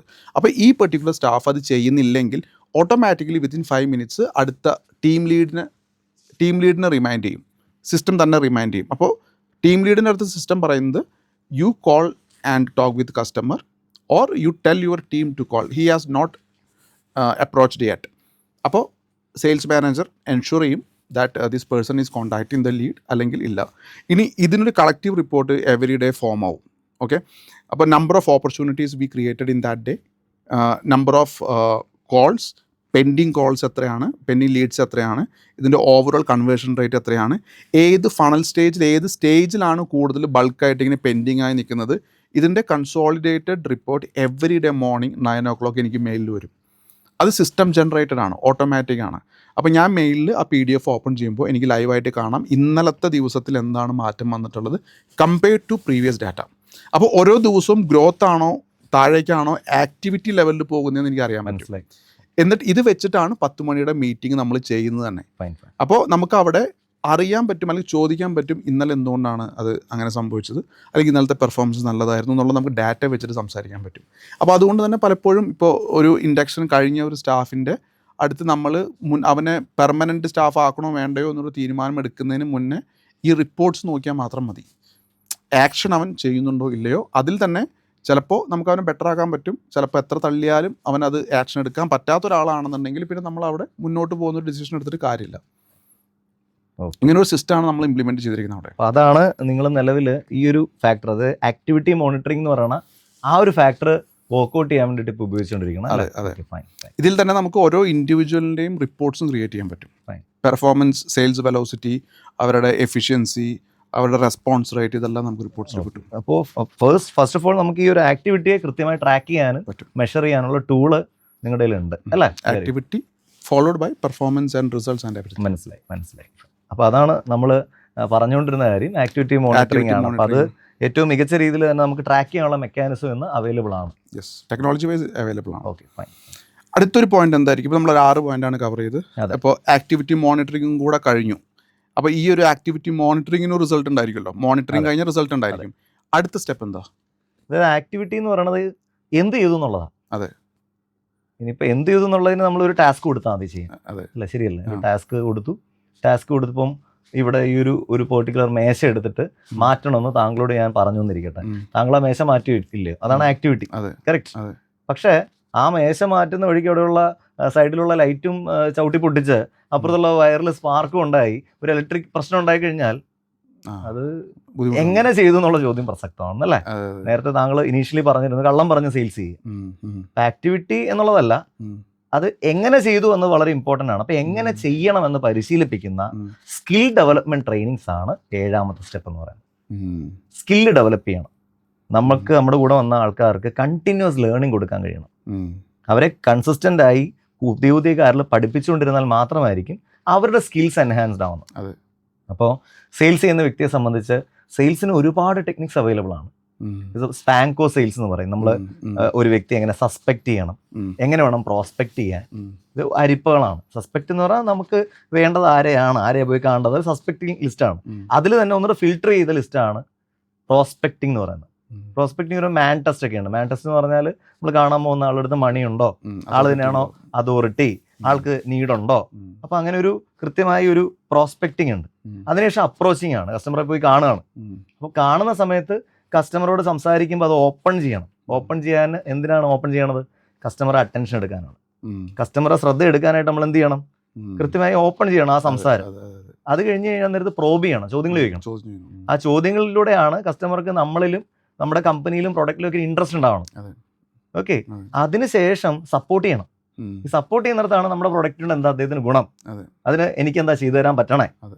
അവിടെയാണ് ആക്ച്വലി എന്ത് ചെയ്യണത്, ഡിസയർ ജനിക്കുകയാണ് കസ്റ്റമർക്ക്. ഓക്കെ, അതിനുശേഷം അത് ക്ലോസ് ചെയ്യും, അല്ലെങ്കിൽ ആളെ കൊണ്ട് ആക്ഷൻ എടുപ്പിക്കും. ഈ സമയത്ത് കസ്റ്റമർ പലതരം നെഗോഷിയേഷൻസ്, ഒബ്ജെക്ഷൻസ് പറയും, അതിനെ കറക്റ്റ് ഡീൽ ചെയ്ത് അതിനുശേഷം ഇത് സ്പാങ്കോ എന്ന് പറയുന്ന ഒരു മോഡലാണ്. അതുപോലെ സ്പിൻ സെല്ലിംഗ് ഉണ്ട്, കസ്റ്റമറുടെ സിറ്റുവേഷൻ ചോദിച്ച് മനസ്സിലാക്കി പ്രോബ്ലംസിനെ ഐഡന്റിഫൈ ചെയ്ത് ആ പ്രോബ്ലം നിലനിന്നുള്ള ഇംപ്ലിക്കേഷൻ അല്ലെങ്കിൽ അപകടം എന്താണെന്ന് പറഞ്ഞു കൊടുത്ത് ആൾക്കൊരു തിരിച്ചറിവ് ഉണ്ടാക്കി കൊടുക്കുമ്പോൾ ഓട്ടോമാറ്റിക്കലി ആൾക്ക് പിടികിട്ടും ഈ പ്രൊഡക്റ്റ് എനിക്ക് ആവശ്യമുള്ളതാണ്. അങ്ങനെ നീഡ് ക്രിയേറ്റ് ചെയ്ത് സെല് ചെയ്യുന്ന സ്പിൻ സെല്ലിംഗ് ഉണ്ട്. ഇങ്ങനെ ധാരാളം മെത്തഡോളജീസ് ഉണ്ട് സെയിൽസിൽ, പലതരം ടെക്നിക്സ് ഉണ്ട്. അപ്പോൾ ഈ ടെക്നിക്സ് ഒക്കെ നമ്മുടെ ടീമിന് നിലവിൽ അറിയണമെന്നില്ല. സെയിൽസ് ചെയ്യണം, ഫോം വിളിക്കണം, ഫോളോ അപ്പ് ചെയ്യണം, അതറിയാം. ഇത് എങ്ങനെ ചെയ്യണം എന്ന് ഈ സ്കിൽ ഡെവലപ്മെൻറ്റ് പ്രോസസ്സിലൂടെ നമ്മൾ അവരെ പരിശീലിപ്പിക്കണം. അപ്പോൾ ഞാൻ നടത്തുന്ന സെയിൽസ് ട്രെയിനിങ് വർക്ക്ഷോപ്പിൽ ആദ്യം അവരുടെ mind set, sales mind set എങ്ങനെ വേണം, ഓക്കെ, എങ്ങനെ ഒരു സെയിൽസ് പ്രൊഫഷണൽ ആവാം, അതിനൊരു വ്യക്തി അദ്ദേഹത്തിൻ്റെ നോളജിൽ എന്തൊക്കെ പഠിക്കണം, ആറ്റിറ്റ്യൂഡിൽ എന്തൊക്കെ ഷിഫ്റ്റ് ഉണ്ടാക്കണം, അതുപോലെ അദ്ദേഹത്തിൻ്റെ സ്കിൽസ് ഏതൊക്കെ മൈന്യൂട്ട് ലെവലിൽ ഡെവലപ്പ് ചെയ്യണം, ഹാബിറ്റ്സ് എന്തൊക്കെ വേണം, ഇതൊക്കെ ചെയ്യാനായിട്ടുള്ള സ്ട്രാറ്റജി എന്താണ്, ഈ കാര്യങ്ങൾക്ക് ശേഷമാണ് ഈ സ്പാങ്കോ സെയിൽസ്, സ്പിൻ സെല്ലിങ്, അതുപോലെ ട്രിപ്പിൾ എഫ് സെല്ലിംഗ് എന്ന് പറയും, feel felt found technique. Okay, അതേപോലെ തന്നെ നമ്മൾ സെയിൽസ് ബർഗർ ഫോർമാറ്റ് ഉണ്ട്, അതായത് പ്രൊഡക്റ്റിൻ്റെ അഡ്വാൻറ്റേജ്, ബെനിഫിറ്റും ഫീച്ചറും ഒരുമിച്ച് വെച്ച് പറഞ്ഞു കൊടുക്കുന്ന ഒരു ടെക്നിക്കാണ് സെയിൽസ് ബർഗർ ടെക്നിക്ക് എന്ന് പറയുന്നത്. അപ്പോൾ ഇങ്ങനെ തുടങ്ങി നൂറുകണക്കിന് കാര്യങ്ങൾ പരിശീലിക്കണം, പഠിക്കുകയല്ല, നമ്മൾ ആ സെഷനിൽ അപ്പുറം ഇപ്പുറം ഇരുത്തി അവരെ കൊണ്ട് ചെയ്യിപ്പിക്കും, പ്രാക്ടീസ് ചെയ്യും. ഒരു റോൾ പ്ലേയിലൂടെ അവർ പ്രാക്ടീസ് ചെയ്യും. ഇത് പ്രാക്ടീസ് ചെയ്താലേ ഇവർക്ക് ചെയ്യാൻ പറ്റുള്ളൂ. നമ്മൾ വെറുതെ പഠിപ്പിച്ചു കൊടുത്തോണ്ട് അവർക്ക് ചെയ്യാൻ പറ്റില്ല, കാര്യം അവർ മറന്നു പോകും. നമ്മൾ പഠിക്കുന്ന എല്ലാ കാര്യങ്ങളും ഓർക്കാറില്ല നമ്മൾ, പക്ഷെ ചെയ്യുന്ന കാര്യങ്ങൾ നമ്മൾ മറക്കാറുമില്ല. അപ്പോൾ ഇത് ചെയ്യിപ്പിക്കുന്ന വർക്ക്ഷോപ്സ് ധാരാളം കണ്ടക്ട് ചെയ്യാറുണ്ട് ഇവരുടെ സ്കിൽ എൻഹാൻസ് ചെയ്യാൻ വേണ്ടി. അപ്പോൾ അത്തരത്തിലുള്ള സെയിൽസ് സ്കില്ല് ഡെവലപ്പ് ചെയ്യുന്ന വർക്ക്ഷോപ്പുകൾ ഇവർക്ക് കൊടുക്കണം. അത് മാത്രം മതിയോ പോരാ, കസ്റ്റമറെ മനസ്സിലാക്കാനുള്ള വർക്ക്ഷോപ്പ് വേണം. പലതരം കസ്റ്റമേഴ്സ് പല രീതിയാണ്. ചിലരുടെ അടുത്ത് കഥ പറയണം ഒരുപാട് കാര്യങ്ങൾ, ചിലരുടെ അടുത്ത് ടു ദ പോയിന്റ് പറഞ്ഞാൽ സ്പെസിഫിക് ടു ദാറ്റ് പോയിന്റ് ആണ്.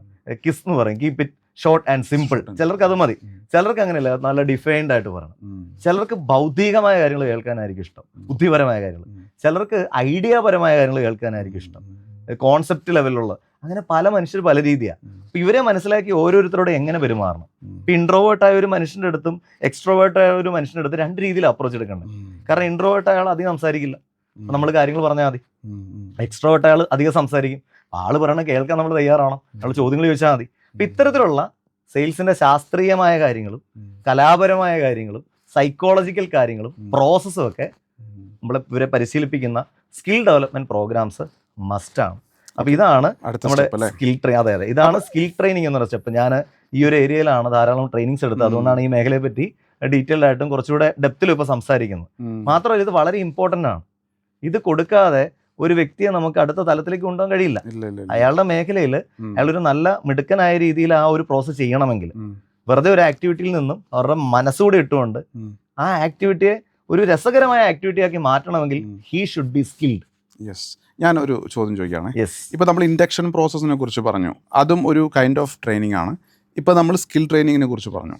അപ്പോൾ ഞാൻ മനസ്സിലാക്കുന്നത്, അപ്പോൾ പൊതുവേ ഒരു കമ്പനി ഒരു റിക്രൂട്ട്മെൻറ്റ് ചെയ്ത് കഴിഞ്ഞ് ആദ്യമേ ഈ സ്കിൽ ട്രെയിനിങ് കൊടുത്തിട്ട് ആ പറഞ്ഞ ആൾ ആറ്റിറ്റ്യൂഡ് വൈസ് ഇപ്പോൾ ആക്ടിവിറ്റി മോണിറ്ററിങ് ചെയ്യുന്ന സമയത്ത് നമ്മൾ എല്ലാം ഇപ്പോൾ ട്രെയിനിങ് ഒബ്വിയസ്ലി ചെറിയ ഇൻവെസ്റ്റ്മെൻറ്റ് വരുന്നൊരു പ്രോസസ്സാണ്, ഒരുപാട് ടൈം എടുക്കുന്ന പ്രോസസ്സാണ്.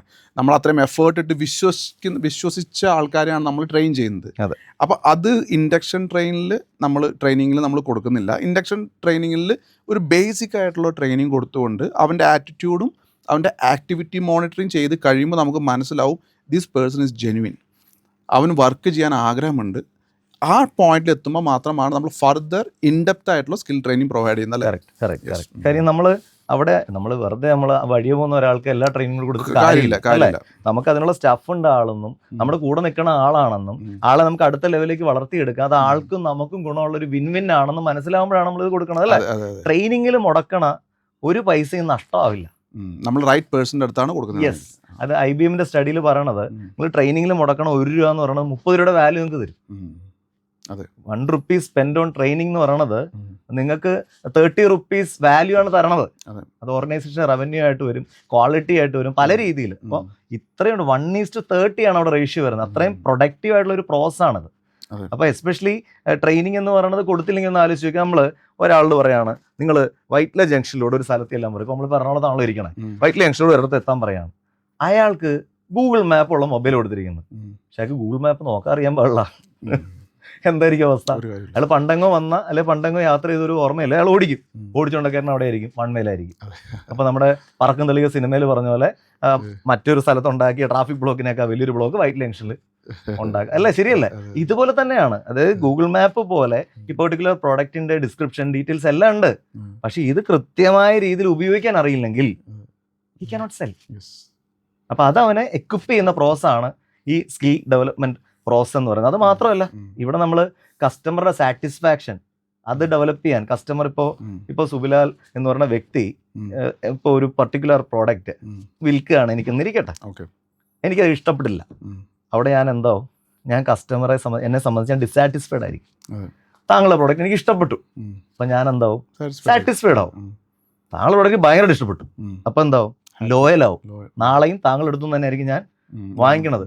ഇവിടെ താങ്കളുടെ പ്രോഡക്റ്റ് ഇട്ടിട്ട് ഭയങ്കര സന്തോഷം, ഇന്നേ വരെ അങ്ങനെ ഒരു പ്രോഡക്റ്റ് ഉപയോഗിച്ചിട്ടില്ല എന്ന് എനിക്ക് തോന്നുകയാണ്, ഞാൻ ഡിലൈറ്റ്ഫുൾ ആവും.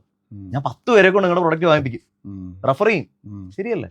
അപ്പോൾ ഫസ്റ്റ് ഡിസാറ്റിസ്ഫാക്ഷൻ, ദെൻ സാറ്റിസ്ഫാക്ഷൻ, അതിനുശേഷം ലോയലിറ്റി, ദെൻ ഡിലൈറ്റ്, ഇങ്ങനെ പല പല പല ക്ലാസ് ഉണ്ട്. അപ്പൊ ഇതിനെക്കുറിച്ച് പരിശീലിപ്പിക്കുമ്പോഴായിരിക്കും നമ്മുടെ സെയിൽസ്മെനിന് ഡിലൈറ്റ്ഫുൾ പൊസിഷനിലേക്ക് ഡീൽ ചെയ്യുന്ന ഡീലിങ്ങിനെ മാറ്റാൻ കഴിയും.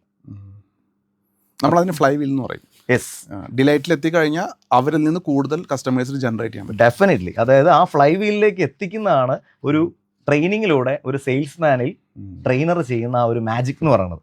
അതായത് വെറുതെ ഓക്കെ സാർ താങ്ക് യു എന്ന് പറഞ്ഞ് ഷെയ്ക്ക് ഹാൻഡ് കൊടുത്ത് പോണ ഒരു സെയിൽസ്മാനിൽ നിന്നും കുറച്ചുകൂടെ മാനുഷികമായി ആ മനുഷ്യനെ മനുഷ്യനായി കണ്ട് മനസ്സിലാക്കി, ആളുടെ പ്രശ്നങ്ങൾ മനസ്സിലാക്കി, അതിനുള്ള സൊല്യൂഷനായിട്ട് ഈ പ്രൊഡക്റ്റ് പ്ലേസ് ചെയ്ത് അത് സോൾവ് ചെയ്ത് കൊടുത്ത് ആ റിലേഷൻ കീപ്പ് ചെയ്ത് ആ ഒരു പ്രോസസ്സിലൂടെ കടക്കണമെങ്കിൽ ഒരു നോർമൽ പേഴ്സൺ പറ്റുമോ?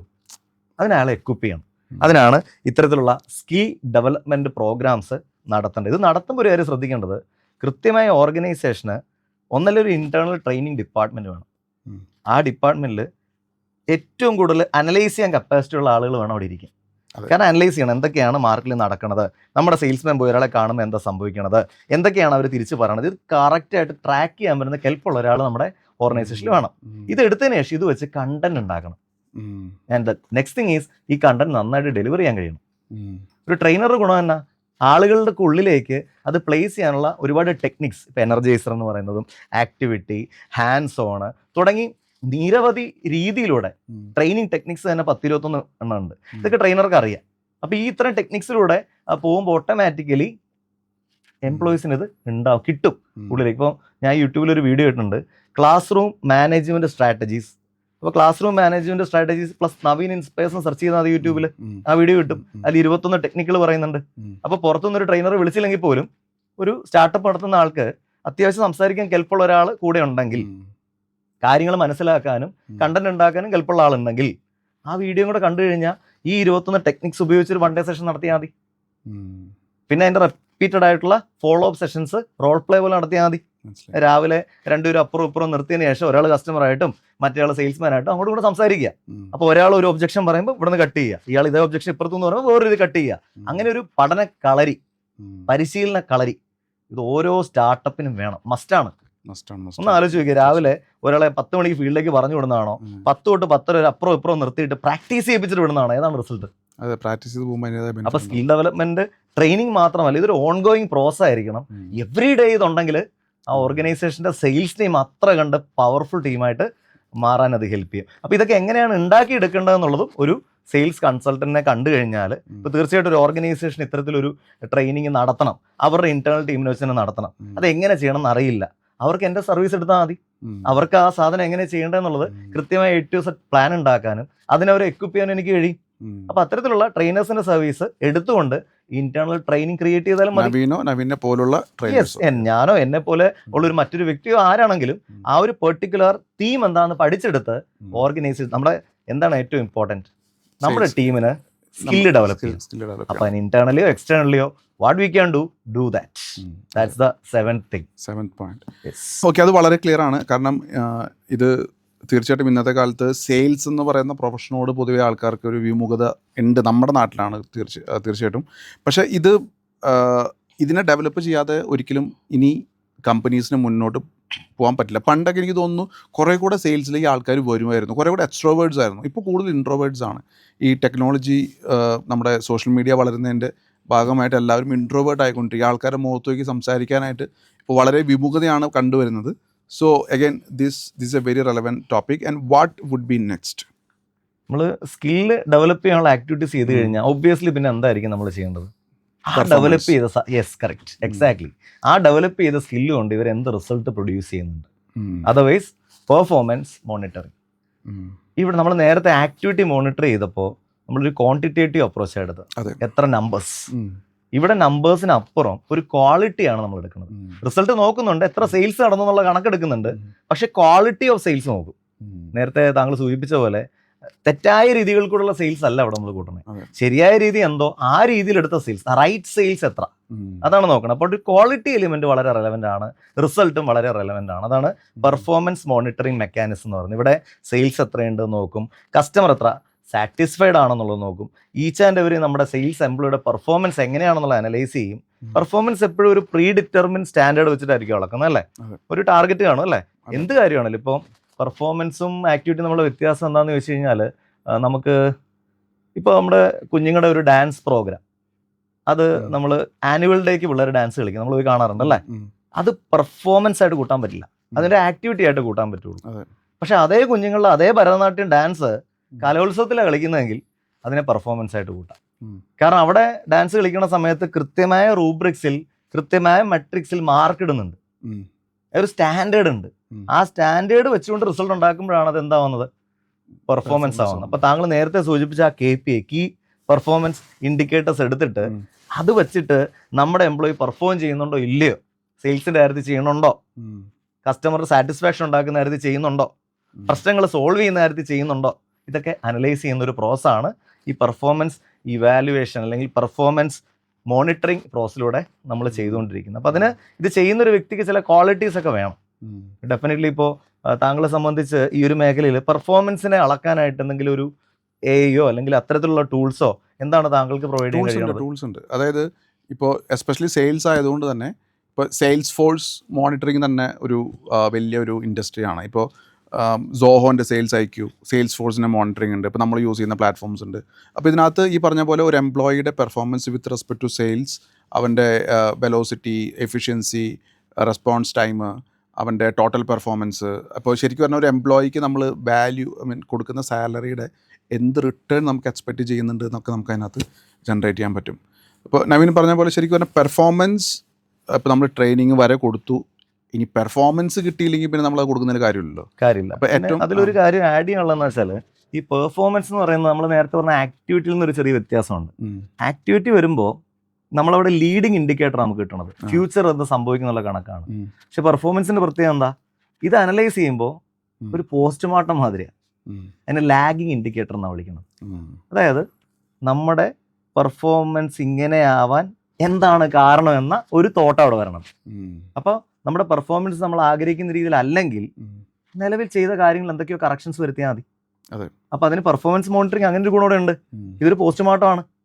ഒരു ക്രിക്കറ്റ് നമ്മൾ കളിച്ചു, ക്രിക്കറ്റിൽ തോറ്റുപോയി എന്നതും പറഞ്ഞ് നമ്മൾ തിരിച്ചു പോവാണ് ചെയ്യണേ. എന്തുകൊണ്ട് തോറ്റു? ഫസ്റ്റ് ഓവർ എറിഞ്ഞ ആളുടെ കുഴപ്പമാണോ? അതോ ഇനി നമ്മൾ ബാറ്റിങ്ങിന് ഇറങ്ങിയ സമയത്ത് സെക്കൻഡ് ഓവറിൽ സ്കോർ ചെയ്യേണ്ട റൺ സ്കോർ ചെയ്യാത്തതുകൊണ്ടാണോ? അതോ 2-3 ക്യാച്ച് വിട്ടുകൊണ്ടാണോ? ഇനി അതല്ല, നമ്മുടെ വിക്കറ്റ് കീപ്പർ വേണ്ട രീതിയിൽ കീപ്പർ കറക്റ്റായിട്ട് നിൽക്കാത്തതുകൊണ്ടാണോ? അപ്പൊ ഇതെല്ലാം അനലൈസ് ചെയ്യുക. അതോ ഇനി നമ്മൾ ബാറ്റിങ്ങിന് ഇറക്കി ഓർഡർ മാറിപ്പോയോ? കാരണം ബോളേഴ്സിന്റെ നമുക്കറിയാലോ ഓർഡർ, അപ്പൊ അതിനനുസൃതമായിട്ടാണോ നമ്മൾ ബാറ്റ്സ്മാൻമാരെ ഇറക്കിയത്? ലെഫ്റ്റ് ഹാൻഡേഴ്സിനെ ആ സമയത്തായിരുന്നു ഇറക്കേണ്ടത്? ഇതെല്ലാം അനലൈസ് ചെയ്യും. ഇതേപോലെ സെയിൽസിലും ഒരു പോസ്റ്റ്മോർട്ടം നടത്തുന്നത് നെക്സ്റ്റ് മന്ത് ആൻഡ് ഫ്യൂച്ചർ പെർഫോമൻസിനെ വളരെയധികം ഡെവലപ്പ് ചെയ്യാൻ ഹെൽപ്പ് ചെയ്യുന്ന ഒരു കാര്യമാണ്. അപ്പോൾ അത്തരത്തിൽ ഇതിൽ ആഡ് ചെയ്യുന്ന ഒരു ഇൻപുട്ടാണ് നമ്മൾ ലോസ്റ്റ് ഡീൽ റീസൺ എപ്പോഴും. അത് ഓരോ ഡീലും ഇപ്പോൾ നമുക്ക് ക്ലോസ് ആയില്ലെങ്കിൽ അതിൻ്റെ റീസൺ സിസ്റ്റം ചോദിക്കും. അപ്പോൾ നമ്മൾ അതിനകത്ത് മാനേജ്മെൻറ്റ് കുറച്ച് സ്പെസിഫിക്കേഷൻസ് കൊടുത്തിട്ടുണ്ടായിരിക്കും. Product pricing very high, wrong audience, അല്ലെങ്കിൽ ടൈം വാസ് നോട്ട് റൈറ്റ്, അങ്ങനെ പല പല എക്സ്ക്യൂസുകൾ കൊടുക്കും. അതേപോലെ സെയിൽസ് ടീമിൽ വർക്ക് ചെയ്യുന്ന ആൾക്കാർക്ക് ആഡ് ചെയ്യാനും പറ്റും, ഇതല്ല വേറെ റീസൺ ആണെന്നുണ്ടെങ്കിൽ. അപ്പോൾ മന്ത് എൻഡിൽ ഇപ്പോൾ നവീൻ പറഞ്ഞ പോലെ കമ്പനിക്ക് അത് അനലൈസ് ചെയ്യാൻ പറ്റും. മാക്സിമം ഡീൽസ് ക്ലോസ് ആകാതെ പോകുന്നതിന് റീസൺ എന്ത് എന്നുള്ളത് അവിടെ കാണാൻ പറ്റും. മനസ്സിലായി. അവിടെ ഈ പെർഫോമൻസ് മോണിറ്ററിങ് നടത്തുമ്പോൾ ഒരു കാര്യം കൂടെ നമ്മൾ ശ്രദ്ധിക്കേണ്ടതുണ്ട്. അതായത് കൃത്യം ഡാറ്റ ചെക്ക് ചെയ്യാൻ കെൽപ്പുള്ള ആൾക്കാർ നമ്മുടെ കൂടെ വേണം. തെറ്റായ ഡാറ്റ നോക്കിയിട്ട് കാര്യമില്ല. ഇനി നമ്മൾ വേണ്ടത്ര ഡാറ്റ കിട്ടിയില്ലെങ്കിലും കുഴപ്പമാണ്. അപ്പോൾ കൃത്യം ഡാറ്റ ചെക്ക് ചെയ്യാനുള്ള ആൾ വേണം. ഈ പെർഫോമൻസ് റിവ്യൂ നടത്തുന്ന ആളുകൾ വേണം. പെർഫോമൻസ് റിവ്യൂ കൃത്യമായിട്ട് നടത്തുകയും വേണം.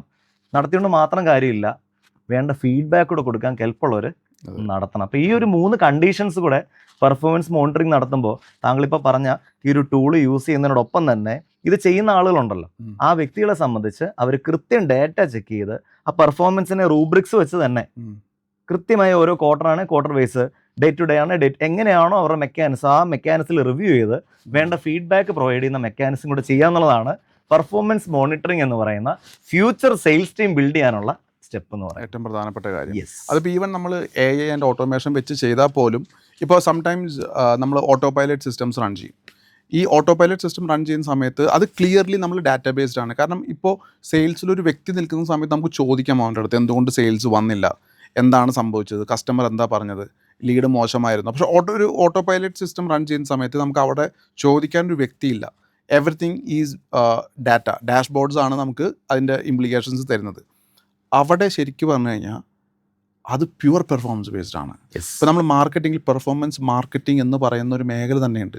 സോ ഇത് ബേസിക്കലി നോക്കുന്നത് നമ്മൾ ഇടുന്ന ഇൻപുട്ടും അതിൽ കിട്ടുന്ന റിസൾട്ടും ഇതിൻ്റെ ഇടയിൽ പല പല മെട്രിക്സ് ഉണ്ട്. പൊതുവേ നമ്മുടെ CTR എത്ര, CPM എത്ര, മറ്റേ കോസ്റ്റ് പെർ ലീഡ് എത്ര, കോസ്റ്റ് പെർ സെയിൽസ് എത്ര, കസ്റ്റമർ അക്വിസിഷൻ കോസ്റ്റ് എത്ര, NPS എത്ര, ഇങ്ങനെ കുറേ ഫിഗേഴ്സ് നമ്മൾ ഇതിനകത്ത് ചെക്ക്. ഇതെല്ലാം പെർഫോമൻസിൻ്റെ ഭാഗമായിട്ട് വരുന്ന ഒരു കമ്പനി, എസ്പെഷ്യലി സ്റ്റാർട്ടപ്പ്, ഒരു ലീൻ സ്റ്റാർട്ടപ്പാണ് സ്കെയിലബിലിറ്റി നോക്കുന്നുണ്ട് ഫ്യൂച്ചറിലേക്ക് എന്നുണ്ടെങ്കിൽ അവർ ഏറ്റവും കൂടുതൽ മെഷർ ചെയ്യേണ്ടത് ഈ പെർഫോമൻസ് മെട്രിക്സ് ആണ്. നവീൻ, ഇപ്പോൾ നമ്മൾ ടാലൻറ്റിനെ എടുത്ത് ഇൻഡക്റ്റ് ചെയ്തു, ആക്ടിവിറ്റി മോണിറ്റർ ചെയ്തു, അതിനുശേഷം സ്കിൽ ട്രെയിനിങ് കൊടുത്തു, ട്രെയിനിങ് കൊടുത്തതിന് ശേഷം അവരുടെ പെർഫോമൻസ് നമ്മൾ മോണിറ്റർ. What is next? നമ്മൾ ഇത്രയും ചെയ്ത് കഴിയുമ്പോൾ നമുക്കൊരു ധാരണ കിട്ടും. ആക്ച്വലി ആക്ടിവിറ്റി മോണിറ്റർ ചെയ്യുമ്പോൾ നമുക്ക് ക്വാണ്ടിറ്റേറ്റീവ് സ്റ്റാറ്റിസ്റ്റിക്സ് കിട്ടി അല്ലേ? കിട്ടി. അതിനുശേഷം നമ്മൾ പെർഫോമൻസ് മോണിറ്റർ ചെയ്യുമ്പോൾ എന്ത് കിട്ടി? ക്വാളിറ്റേറ്റീവ് കിട്ടി. എപ്പോഴാണ് നമുക്കൊരു ഫുൾ ഫ്രെയിം പിക്ചർ കിട്ടുന്നത്. അതെ. ഇനി എന്താ ചെയ്യേണ്ടത്? ഇനി ആ ഫുൾ ഫ്രെയിം പിക്ചറിനെ ഇംപ്രൂവ് ചെയ്യുക. അപ്പോൾ അതാണ് അടുത്ത സ്റ്റെപ്പ്. അത് എവിടെയൊക്കെ ബെറ്റർ ആക്കാൻ പറ്റും. എക്സാക്ട്ലി എങ്ങനെ ഇതിനെ നെക്സ്റ്റ് തലത്തിലേക്ക്, അടുത്തൊരു ഇംപ്രൂവൈസ്ഡ് വേർഷനിലേക്ക് മാറ്റാന്നുള്ളതാണ് ഇനി നമ്മുടെ തലച്ചോറ് വർക്ക് ചെയ്യേണ്ട പ്രധാനപ്പെട്ട. അതാണ് ഇംപ്രൂവൈസേഷൻ ആണ് ഒരു സ്റ്റാർട്ടപ്പ് ഓണർ ചെയ്യേണ്ട നെക്സ്റ്റ് തലം എന്ന് പറയുന്നത്. ഇവിടെ നമ്മൾ ഡേറ്റ നമുക്കുണ്ട് അല്ലേ? ഡേറ്റ നമ്മൾ ആക്ടിവിറ്റീസ് എടുത്തു, റിസൾട്ട് നമ്മുടെ കയ്യിലുണ്ട്, റിസൾട്ട് നമ്മൾ പെർഫോമൻസ് വെച്ചും എടുത്തു. ഇനി നമ്മൾ ഇത് രണ്ടും വെച്ചുകൊണ്ട് ഏതൊക്കെ കീ ഏരിയാസിൽ മാറ്റം വരുത്താം. ഇപ്പോൾ ചെറിയൊരു ഉദാഹരണമായിട്ട് പറഞ്ഞാൽ, നമ്മളിപ്പോൾ ഒരു സ്ക്രിപ്റ്റ് കാണും, സെയിൽസ് സ്ക്രിപ്റ്റ് കാണും അല്ലേ? ഏത് പ്രൊഡക്റ്റ് ആണെങ്കിലും, ഹലോ ഗുഡ് മോർണിംഗ് സാർ, ഞാൻ വിളിക്കുന്ന ഇന്ന സ്ഥലത്ത് നിന്നാണ് സാർ, എവിടെയാണ് സാർ? ഈ ഒരു സ്ക്രിപ്റ്റ് ഉണ്ട് അല്ലേ? ആ സ്ക്രിപ്റ്റിൽ ചില ചേഞ്ചസ് വരുത്താം. ഇപ്പോൾ X എന്ന് പറഞ്ഞ ആൾ വിളിക്കുന്ന സ്ക്രിപ്റ്റിൽ 3ാമത്തെ വരിക്ക് വരും വേറൊരു വരി ഇട്ട് ചെക്ക് ചെയ്യാം. ഇങ്ങനെയുള്ള പരീക്ഷണങ്ങളും കാര്യങ്ങളൊക്കെ നടത്താൻ പറ്റും നമുക്കല്ലേ? അതിൽ ഏതാണോ നന്നായി വർക്ക് ചെയ്യുന്നത് ആ മോഡലാണോ നമ്മൾ എടുക്കേണ്ടത്. പിന്നെ ആ മോഡലിനെ ഇമ്പ്രൂവ് ചെയ്യുക എന്നുള്ളതാണ്. അപ്പോൾ സെയിൽസ് സ്ക്രിപ്റ്റിൽ നമുക്ക് ഇമ്പ്രൂവ് ചെയ്യാം. നമ്മുടെ സെയിൽസ്മാൻ്റെ അറ്റയറിലും ഡ്രസ് കോഡിലും ഒക്കെ നമുക്ക് എന്ത് ചെയ്യാം? ചെറിയൊരു ഇമ്പ്രൂവ്മെന്റ് കൊണ്ടുവരാം. ശരിയല്ലേ? ഞാൻ എക്സാമ്പിൾ പറയട്ടെ. നമ്മളൊരു ക്ലയൻറ്റിൻ്റെ സിനാരിയോയിൽ സംഭവിച്ചാണ്. അപ്പോൾ ആ ഒരു ക്ലയൻറ്റിന് 12 പേര് ടീമിലുണ്ട്, സെയിൽസ് ടീമിൽ. ഓരോ ദിവസവും അപ്രോക്സിമേറ്റ്ലി 200 to 300 ലീഡ്സ് വരികയും ചെയ്യും. അപ്പോൾ ഇവർക്ക് എൻക്വയറീസ് ആണെങ്കിൽ ഓർഗാനിക് എൻക്വയറീസ് ആണ്, പെയ്ഡ് എൻക്വയറീസ് അല്ല. അപ്പോൾ നല്ല എൻക്വയറീസ് ഉണ്ട്, പക്ഷേ വിചാരിച്ച അത്ര സെയിൽസ് വരുന്നില്ല. അങ്ങനെ ഇരിക്കുന്ന സമയത്ത് നമ്മളുടെ അടുത്ത് അവർ അപ്രോച്ച് ചെയ്തപ്പോൾ നമ്മൾ പറഞ്ഞു നമുക്കിങ്ങനെ ഒരു സിസ്റ്റം ഇംപ്ലിമെൻറ്റ് ചെയ്ത് നോക്കാം എന്ന് പറഞ്ഞു. അപ്പോൾ കുറച്ച് സ്റ്റാഫ് റെസിസ്റ്റ് ചെയ്തു. അപ്പോൾ നമ്മൾ എന്തെന്ന് വെച്ച് കഴിഞ്ഞാൽ കുറച്ച് സ്റ്റാഫിനെ സിസ്റ്റം ഇല്ലാതെയും കുറച്ച് സ്റ്റാഫിനെ വിത്ത് സിസ്റ്റവും കൂടെ മാറ്റി. അത് കഴിഞ്ഞ് ഒരു 1 month നമ്മൾ ഓടിച്ച് കഴിഞ്ഞപ്പോൾ നമുക്കൊരു കാര്യം വളരെ വ്യക്തമായിട്ട് മനസ്സിലായി. സെയിൽസ് നമുക്ക് ട്രാക്ക് ചെയ്യാൻ പറ്റാത്ത സ്റ്റാഫ് ഉണ്ടല്ലോ, അവിടെ എന്താ നമുക്കൊന്നും കമ്പനിക്ക് പിടുത്തല്ല. അവർ പറയുന്ന കാര്യങ്ങൾ മാത്രമേ ഉള്ളൂ. പക്ഷെ ഇപ്പുറത്തെ കമ്പനിക്ക് മനസ്സിലാവാൻ തുടങ്ങി വാട്ട് ഈസ് ഹാപ്പനിങ് എന്നുള്ളത്. അപ്പോൾ കമ്പനി എന്ത് ചെയ്തു? ട്രാക്ക് ചെയ്യാൻ പറ്റാത്ത ആൾക്കാരെ കട്ട് ചെയ്തു. ട്രാക്ക് ചെയ്യാൻ പറ്റാത്ത ആൾക്കാരെ കട്ട് ചെയ്തു. ട്രാക്ക് ചെയ്യാൻ പറ്റുന്ന ആൾക്കാരെ മാത്രം വെച്ചിട്ട് 1 മാസം കൂടി ഓടിച്ചു. ആ മാസം ആ കമ്പനിക്ക് 3.5 ലക്ഷം രൂപയുടെ പ്രോഫിറ്റ് കയറി. മനസ്സിലായി. അപ്പോൾ അതിനു മുന്നേ ആ ഓണർ ഫൈൻഡ് ചെയ്യാണ് ഏതാണ്ട് 2.5 കോടിയുടെ ബിസിനസ് സാധ്യതയിൽ ഓൾമോസ്റ്റ് 2 കോടി കച്ചവടം നടക്കാതെ പോയിക്കൊണ്ടിരിക്കുക. അത് ഈ സിസ്റ്റം ഇംപ്ലിമെൻറ്റ് ചെയ്തപ്പോൾ അവർക്ക് മനസ്സിലായത്. അതുവരെ അവർക്ക് വരുന്ന സെയിൽസിനെ കുറിച്ച് അറിയാം, പക്ഷേ പോകുന്ന സെയിൽസിനെ കുറിച്ച് അറിയുന്നുണ്ടായിരുന്നില്ല. സിസ്റ്റം ഇംപ്ലിമെൻറ്റ് ചെയ്തപ്പോൾ എത്ര പോകുന്നു എന്ന് മനസ്സിലായി. അപ്പോഴാണ് അവർ റെസ്റ്റ്ലെസ് ആയത്. കാരണം വരുന്നതിൻ്റെ 4 ഇരട്ടി പോയിക്കൊണ്ടിരിക്കുകയാണ്. മനസ്സിലായി. അവിടെ അവർ സിസ്റ്റം കട്ട് ചെയ്ത് ഇങ്ങനെ ഇംപ്ലിമെൻറ്റ് ചെയ്ത് കഴിഞ്ഞപ്പോൾ അവരുടെ ഒരു 3 lakhs റവന്യൂ കൂടി, ഫൈൻ. നമ്പർ ഓഫ് പീപ്പിൾ കുറഞ്ഞു, പ്രോസസ്സ് അതായത് മാനേജ്മെൻറ്റ് പ്രോസസ്സ് കുറേ കൂടെ സ്മൂത്തായി. എവറി മന്ത് ആ മാസം തൊട്ട് എവറി മന്ത് അവരുടെ റവന്യൂ കണ്ടിന്യൂസ് ആയിട്ട് ഗ്രോ ചെയ്തുകൊണ്ടിരിക്കും. Fine fine. അല്ല, ഇതൊരു ഇംപ്രൂവൈസേഷൻ ആണ്. ഇതൊരു ഓർഗനൈസേഷൻ്റെ കോണ്ടെക്സ്റ്റിൽ നടത്തിയ ഒരു ഇംപ്രൂവൈസേഷൻ ആണ്. എന്നാൽ അറ്റ് ദ സെയിം ടൈം ഒരു സെയിൽസിലെ ഒരു ഇംപ്രൂവൈസേഷൻ നമ്മൾ എടുക്കുമ്പോൾ ആ പെർട്ടിക്കുലർ സെയിൽസ് സ്റ്റാഫ് ചെയ്തുകൊണ്ടിരിക്കുന്ന വഴികൾ, അല്ലെ ആള് എടുക്കുന്ന അപ്രോച്ചസ്, ആൾ യൂസ് ചെയ്യുന്ന ടെക്നിക്സ്, അതുപോലെ ആൾ വിളിക്കുന്ന സ്ക്രിപ്റ്റ്, ആളുടെ രീതികൾ, ഇതിനൊക്കെയാണ് നമ്മൾ ഇമ്പ്രൂവ് ചെയ്യുന്നത്. അവരുടെ മൈക്രോ എലിമെന്റ്സിലാണ് നമ്മൾ എന്ത് ചെയ്യുന്നത്, ഇംപ്രൂവ്മെന്റ്സ് കൊണ്ട് വരുന്നത്. ഇപ്പം ഇതൊരു ഓർഗനൈസേഷണൽ കോണ്ടെക്സ്റ്റിൽ ഇംപ്രൂവൈസേഷൻ്റെ ഒരു നല്ല ഉദാഹരണമാണ് താങ്കളിപ്പോൾ മെൻഷൻ ചെയ്തത്. അതിൻ്റെ നമ്മളിപ്പോൾ സെയിൽസിൻ്റെ തലം എടുക്കുമ്പോൾ ആ ഒരു പെർട്ടിക്കുലർ സെയിൽസിൻ്റെ വ്യക്തിയിലും ടീമിലും മൈക്രോ ലെവലിൽ എങ്ങനെ ഇമ്പ്രൂവ് ചെയ്യാന്നുള്ള കാര്യമാണ് നോക്കുന്നത്. ഒരു കോട്ടുണ്ട്, അതിങ്ങനെയാണ്: everything can be done in A better വേ. എല്ലാ കാര്യവും ഇപ്പം ചെയ്യുന്നതിലും ബെറ്ററായി ചെയ്യാൻ കഴിയും. ഇപ്പോൾ ഈ ഒരു തത്വം തന്നെയാണ് ഇംപ്രൂവൈസേഷൻ്റെ അകത്ത് അപ്ലൈ ചെയ്യുന്നത്. പക്ഷേ ഇംപ്രൂവൈസേഷൻ വൃത്തിയായി നടക്കണമെങ്കിൽ 2-3 മാൻഡേറ്റ്സ് ഉണ്ട്. അതിൽ ഇംപ്രൂവൈസേഷൻ നടക്കണ ഒന്നാമത്തെ മാൻഡേറ്റ് അനലിറ്റിക്കലായ ആളുകൾ നമുക്ക് ആവശ്യം. എവിടെ ഇമ്പ്രൂവ് ചെയ്യാൻ പറ്റണം, എവിടെ കുഴപ്പമുള്ളത്, അവിടെ പ്രശ്നം, ഇവിടെ പ്രശ്നം, അപ്പുറത്ത് പ്രശ്നം എല്ലാവരും പറയും. പക്ഷെ കറക്റ്റ് എവിടെയാണ് പ്രശ്നമുള്ളതെന്ന് സ്പോട്ട് ചെയ്യണമെങ്കിൽ നല്ല അനലിറ്റിക്കൽ സ്കില്ലുള്ള ഒരാൾ വേണം. ഇത് കണ്ടെത്തിയിട്ട് അവിടുത്തെ പ്രശ്നം എന്താണെന്നുള്ളത് ക്ലിയർ ചെയ്യണം, പ്രോബ്ലത്തെ സോൾവ് ചെയ്യണം, ആൻഡ് ഫൈനലി ഒരു ഡിസിഷൻ എടുക്കണം, ഇനി തൊട്ട് ഇങ്ങനെ വേണം ചെയ്യാൻ. അപ്പോൾ ഈ 3 കാര്യങ്ങൾ അവിടെ നടക്കണം. ഒന്ന്, കൃത്യമായ അനലിറ്റിക്കൽ ഇത് കണ്ടുപിടിക്കണം, കണ്ടുപിടിച്ചാൽ ആ പ്രശ്നത്തെ എടുത്തിട്ട് സോൾവ് ചെയ്യണം, ആ സോൾവ് ചെയ്യുന്ന രീതിയെ ഒരു ഡിസിഷനാക്കി ഇംപ്ലിമെൻറ്റ് ചെയ്യണം. ഈ കാര്യങ്ങൾ ചെയ്യുക എന്നുള്ളതാണ് ഇംപ്രൂവൈസേഷൻ എന്ന സ്റ്റെപ്പ്. Okay, great. അപ്പോൾ നമ്മൾ ഐ തിങ്ക് 9 സ്റ്റെപ്സ് കവർ ചെയ്തു അല്ലേ? ഈ ഇംപ്രൂവൈസേഷൻ കഴിഞ്ഞു. അപ്പോൾ നമ്മൾ പെർഫോമൻസ് നോക്കി ആ വ്യക്തിയുടെ ഇംപ്രൂവൈസേഷനും കഴിഞ്ഞു. I think that person is almost perfect, close to perfect. So I think the next step should be leveraging it more.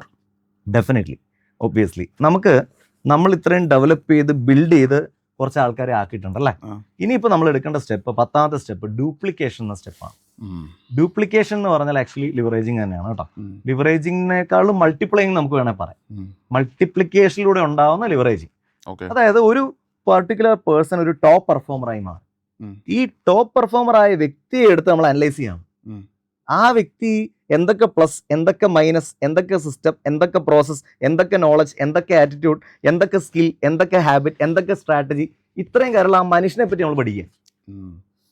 അപ്പൊ ആ മനുഷ്യൻ ചെയ്ത കാര്യങ്ങൾ തന്നെ അതേ പോസ്റ്റിൽ അല്ലെങ്കിൽ ആ ഒരു പെർട്ടിക്കുലർ ഏരിയയിൽ സെയിൽസ് നിൽക്കുന്ന മറ്റൊരാളെ പഠിപ്പിച്ച് പരിശീലിപ്പിച്ചു കൊടുത്താൽ ഇതുപോലെ ആയിരിക്കും ടോപ്പ് പെർഫോമർ ആകും.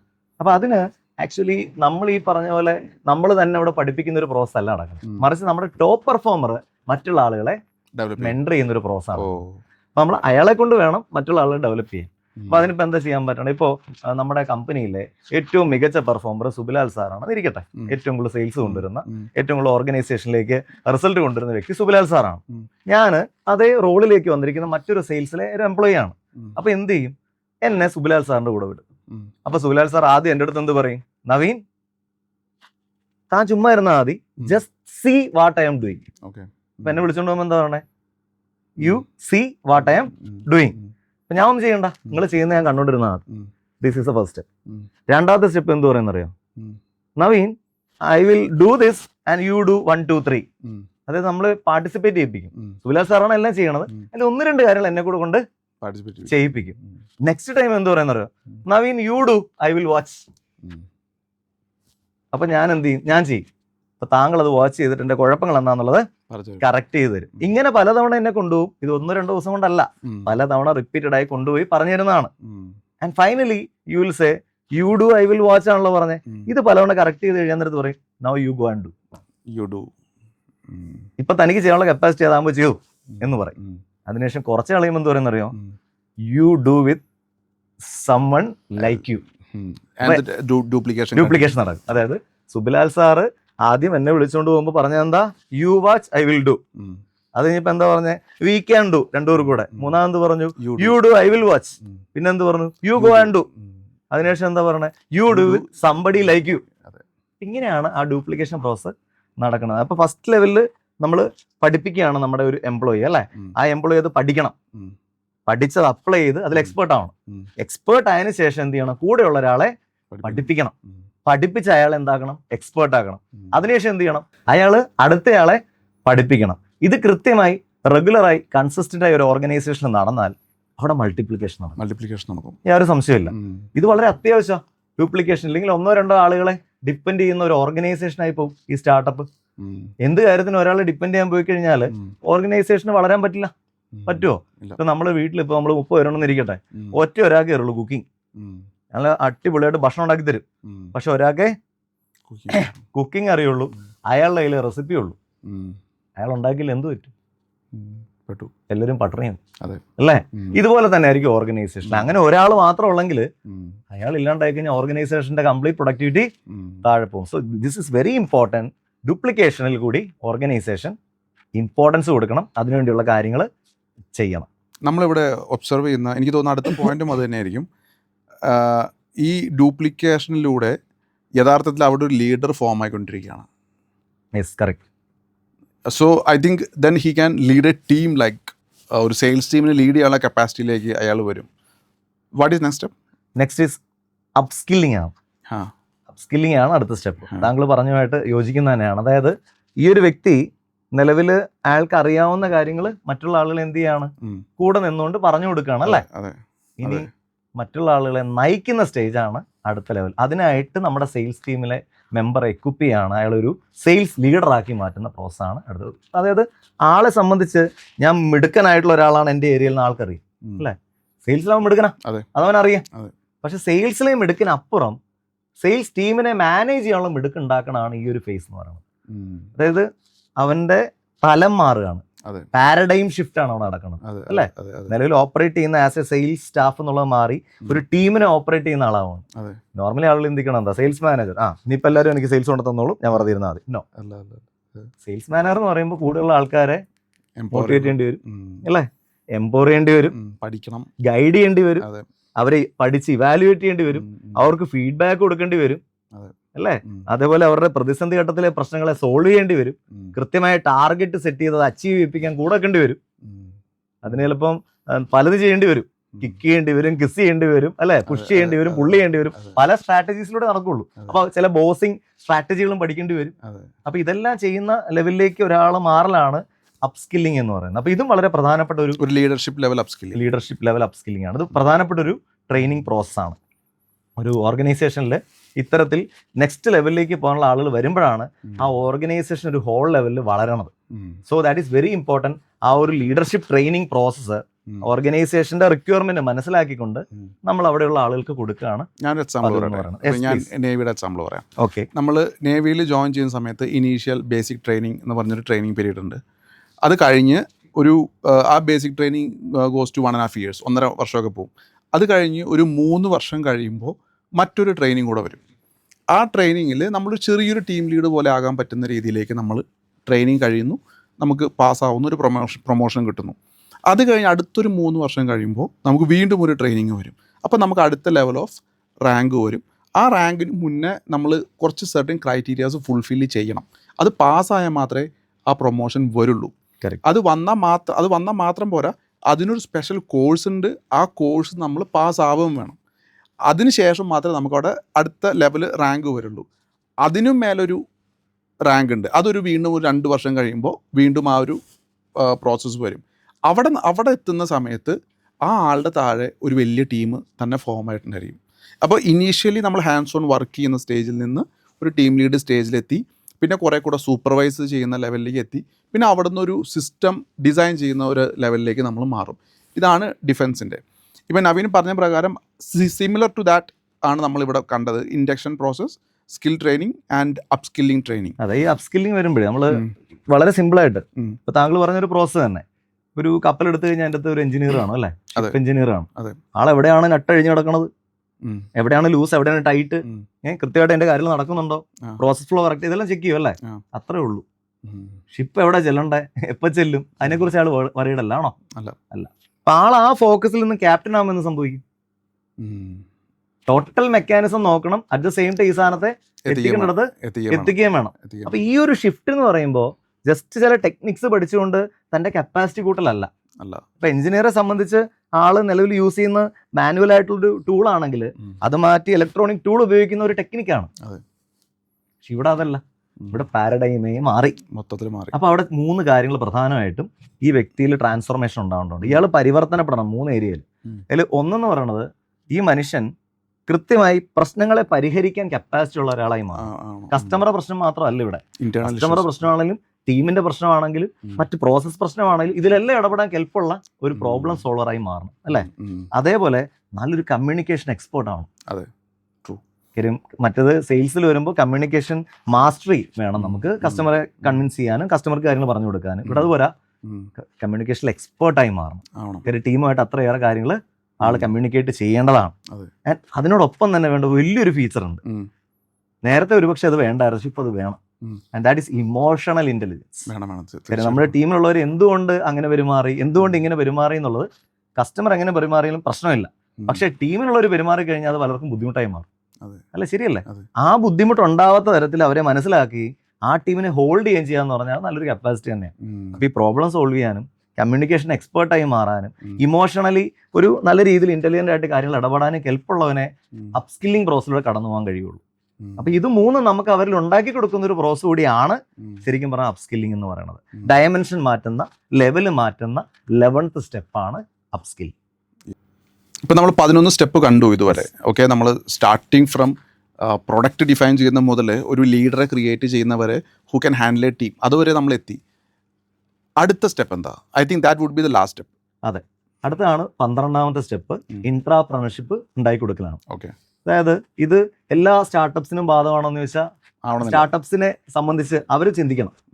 അതായത് നമ്മുടെ ഒരു ഓർഗനൈസേഷനിൽ ഉള്ള എംപ്ലോയീസ് ഉണ്ടല്ലോ, ആ എംപ്ലോയി ആയിട്ടാണല്ലോ അദ്ദേഹം നിൽക്കുന്നത്. ആ എംപ്ലോയിൽ നിന്നും ആ വ്യക്തി ആരായി മാറുന്നു, മറ്റുള്ള ആളുകൾക്ക് കൂടി ഒരു മോഡലാവുന്ന ഡ്യൂപ്ലിക്കേഷൻ സ്റ്റേജ് വരെ എത്തുന്നു അല്ലേ.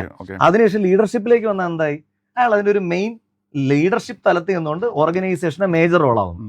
ഇവിടെ അതല്ല, ഓർഗനൈസേഷൻ തന്നെ റെപ്ലിക്ക ആവുന്ന അവസ്ഥയാണ് ഇൻട്രാപ്രണർഷിപ്പ് എന്ന് പറയുന്നത്.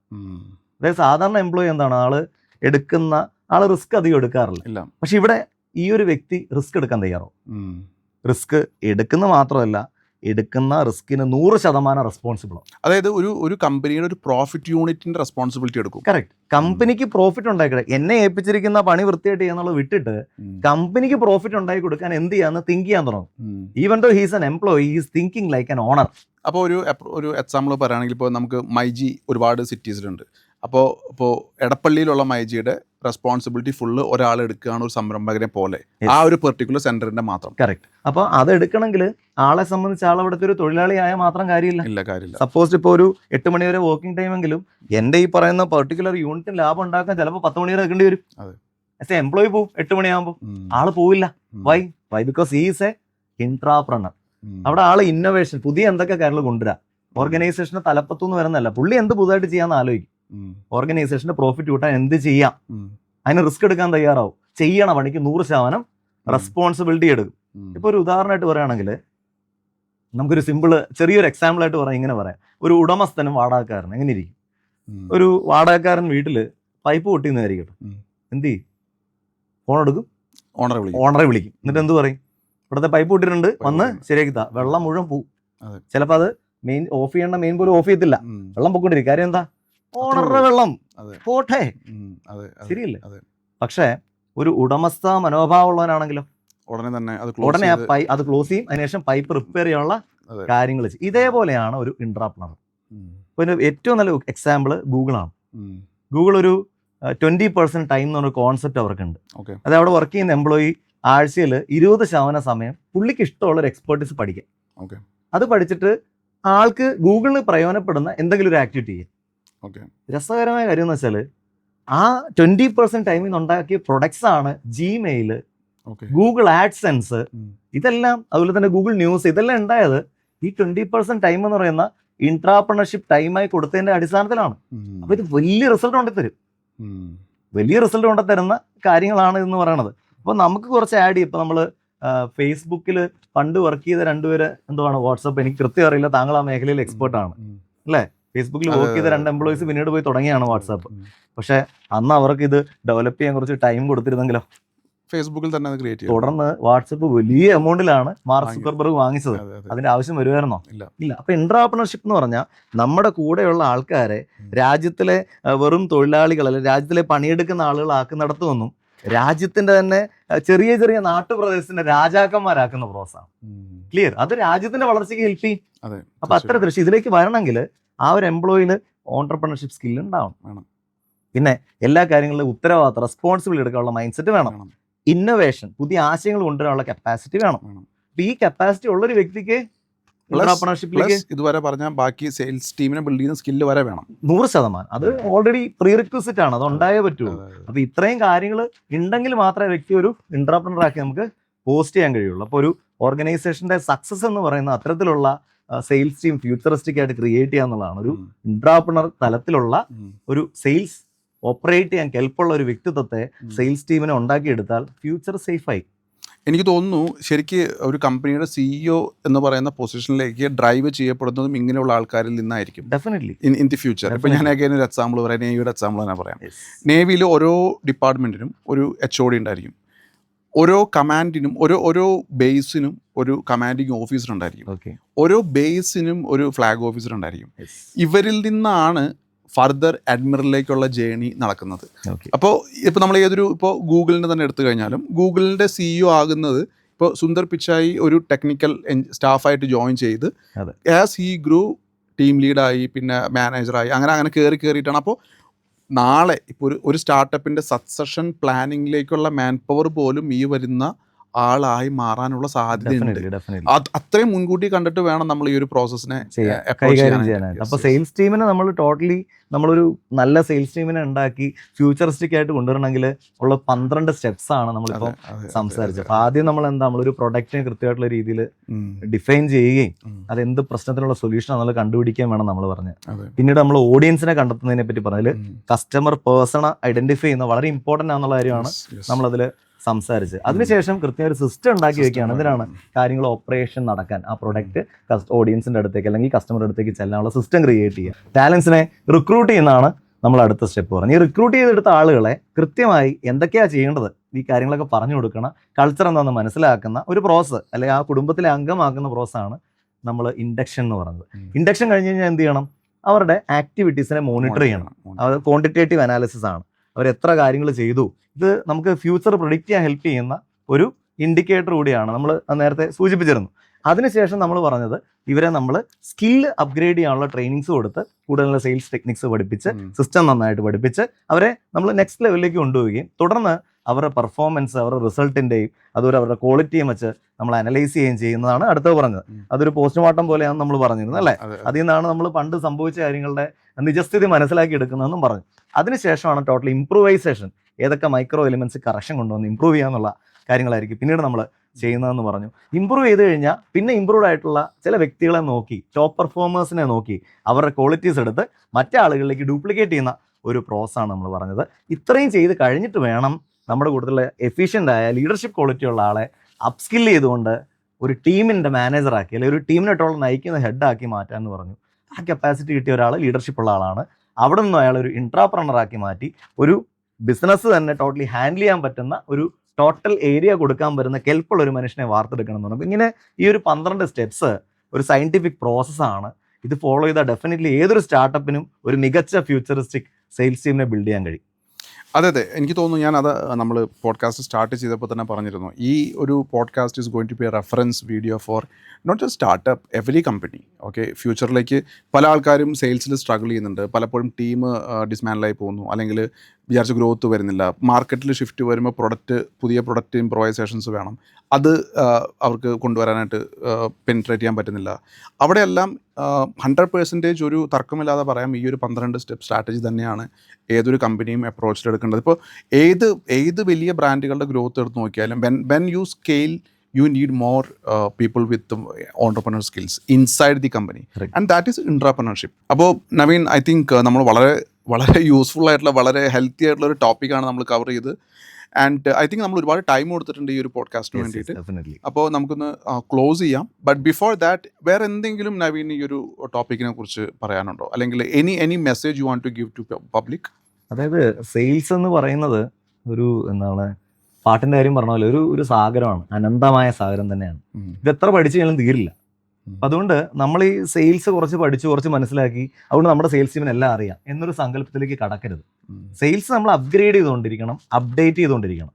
റെഗുലറായി നിരന്തരമായ പരിശീലനങ്ങൾ നമ്മുടെ സെയിൽസ് ടീം ഡെവലപ്പ് ചെയ്യാൻ വേണ്ടി മസ്റ്റാണ്. ഈവൻ ബീങ് ആൻ ഓൺടർപ്രണർ നമുക്കും കുറച്ച് സെയിൽസ് സ്കില്ല് വേണം. അപ്പോൾ ഈ സെയിൽസ് സ്കില്ല് നമ്മളിൽ ഉണ്ടാക്കാനും നമ്മുടെ കൂടെയുള്ള സെയിൽസ് ടീമിന് ഉണ്ടാക്കി കൊടുക്കാനും നിർബന്ധമായി ഓരോ സ്റ്റാർട്ടപ്പ് ഓണേഴ്സും തയ്യാറാവണം. അതർവൈസ് ബാക്കിയുള്ള കാര്യങ്ങളൊക്കെ എന്തൊക്കെ കാര്യങ്ങൾ ചെയ്തു വെച്ചാലും എൻഡ് ഓഫ് ദ ഡേ ഓർഗനൈസേഷന് വിശപ്പായിരിക്കും ഉണ്ടാവണത്. സോ നിങ്ങൾ ആഗ്രഹിച്ച് നിങ്ങൾക്ക് ഉണ്ടായ ഒരു കുഞ്ഞിനെ പോലെ തന്നെയാണ് നിങ്ങൾ സ്വപ്നങ്ങൾ ഉണ്ടാക്കുന്ന ഓർഗനൈസേഷൻ. അതിനെ പട്ടിണിക്കിടാൻ നിങ്ങളുടെ സെയിൽസ് ടീം എക്വിപ്ഡ് ആവാത്തത് കൊണ്ട് അത് കാരണമായി തീരുന്നത്. അത്ര എനിക്ക് പറയാനുള്ളൂ. നല്ലൊരു മെസ്സേജാണ്. അതായത് ഒരു സ്റ്റാർട്ടപ്പ് ഒരു കാറാണെന്നുണ്ടെങ്കിൽ അതിൻ്റെ ഫ്യൂൽ എന്ന് പറയുന്നത് സെയിൽസാണ്. എപ്പോൾ ആ ഫ്യൂൽ നിൽക്കുന്നോ അന്ന് ആ കാർ അവിടെ നിൽക്കും. അപ്പോൾ that was an amazing podcast. I think this is a reference material for all of you. And ഈ ഒരു പോഡ്കാസ്റ്റിൻ്റെ ട്രാൻസ്ക്രിപ്ഷൻ നിങ്ങൾക്ക് ഗ്രോത്ത് ടോക്സ് ബ്ലോഗിൽ ഫോളോ ചെയ്യുകയാണെങ്കിൽ ഉടനെ തന്നെ വരുന്നുണ്ടായിരിക്കും. അപ്പോൾ നമ്മൾ എന്താണ് ഇവിടെ ഡിസ്കസ് ചെയ്തത്, ഇത് വളരെ കൃത്യമായിട്ട് സമ്മറൈസ്ഡ് രൂപത്തിൽ നിങ്ങൾക്ക് വായിക്കാനുള്ള ഫോർമാറ്റ് അവിടെ ലഭ്യമാണ്. അതോടൊപ്പം തന്നെ ഈ പറഞ്ഞ പോയിന്റുകളെക്കുറിച്ച് നിങ്ങൾക്ക് അറിയണമെങ്കിൽ നിങ്ങൾ ഇൻസ്റ്റാഗ്രാം ഹാൻഡിലോ ഫേസ്ബുക്ക് ഹാൻഡിലോ വന്നിട്ട് ചാറ്റ് ചെയ്യുകയാണെങ്കിൽ you will get these points as A summary. അത് AI പവേർഡ് പോഡ്കാസ്റ്റ് ആണ്. പിന്നെ ഇതിനെല്ലാത്തിനും പുറമെ നവീനെ നിങ്ങൾക്ക് കോൺടാക്റ്റ് ചെയ്യണമെങ്കിൽ four booking his sales trainings or any leadership trainings ഞാൻ നവീൻ്റെ കോൺടാക്റ്റ് നമ്പറും ഈ ഒരു വീഡിയോന് താഴെ കൊടുത്തിട്ടുണ്ട്. ഇനിയെങ്കിലും നിങ്ങൾ ബിസിനസ്സിനെ ട്രാൻസ്ഫോം ചെയ്യുക to be futuristic. Okay, technology മാറിക്കൊണ്ടിരിക്കുകയാണ്, മാർക്കറ്റ് മാറിക്കൊണ്ടിരിക്കുകയാണ്, കൺസ്യൂമർ സൈക്കോളജി മാറിക്കൊണ്ടിരിക്കുകയാണ്, പർച്ചേസ് പ്രോസസ്സ്, പണ്ട് സെല്ലിംഗ് പ്രോസസ്സ് എന്ന് പറയാം, ഇപ്പോൾ പർച്ചേസ് പ്രോസസ്സ് മാറിക്കൊണ്ടിരിക്കുകയാണ്. So build a team which can last forever. And wish you all the very best. നമുക്ക് അടുത്ത പോഡ്കാസ്റ്റിൽ വീണ്ടും കാണാം. ഇതുവരെ സബ്സ്ക്രൈബ് ചെയ്തിട്ടില്ല എന്നുണ്ടെങ്കിൽ സബ്സ്ക്രൈബ് ചെയ്തോളൂ. Till then take care and bye bye, see you soon. Thank U.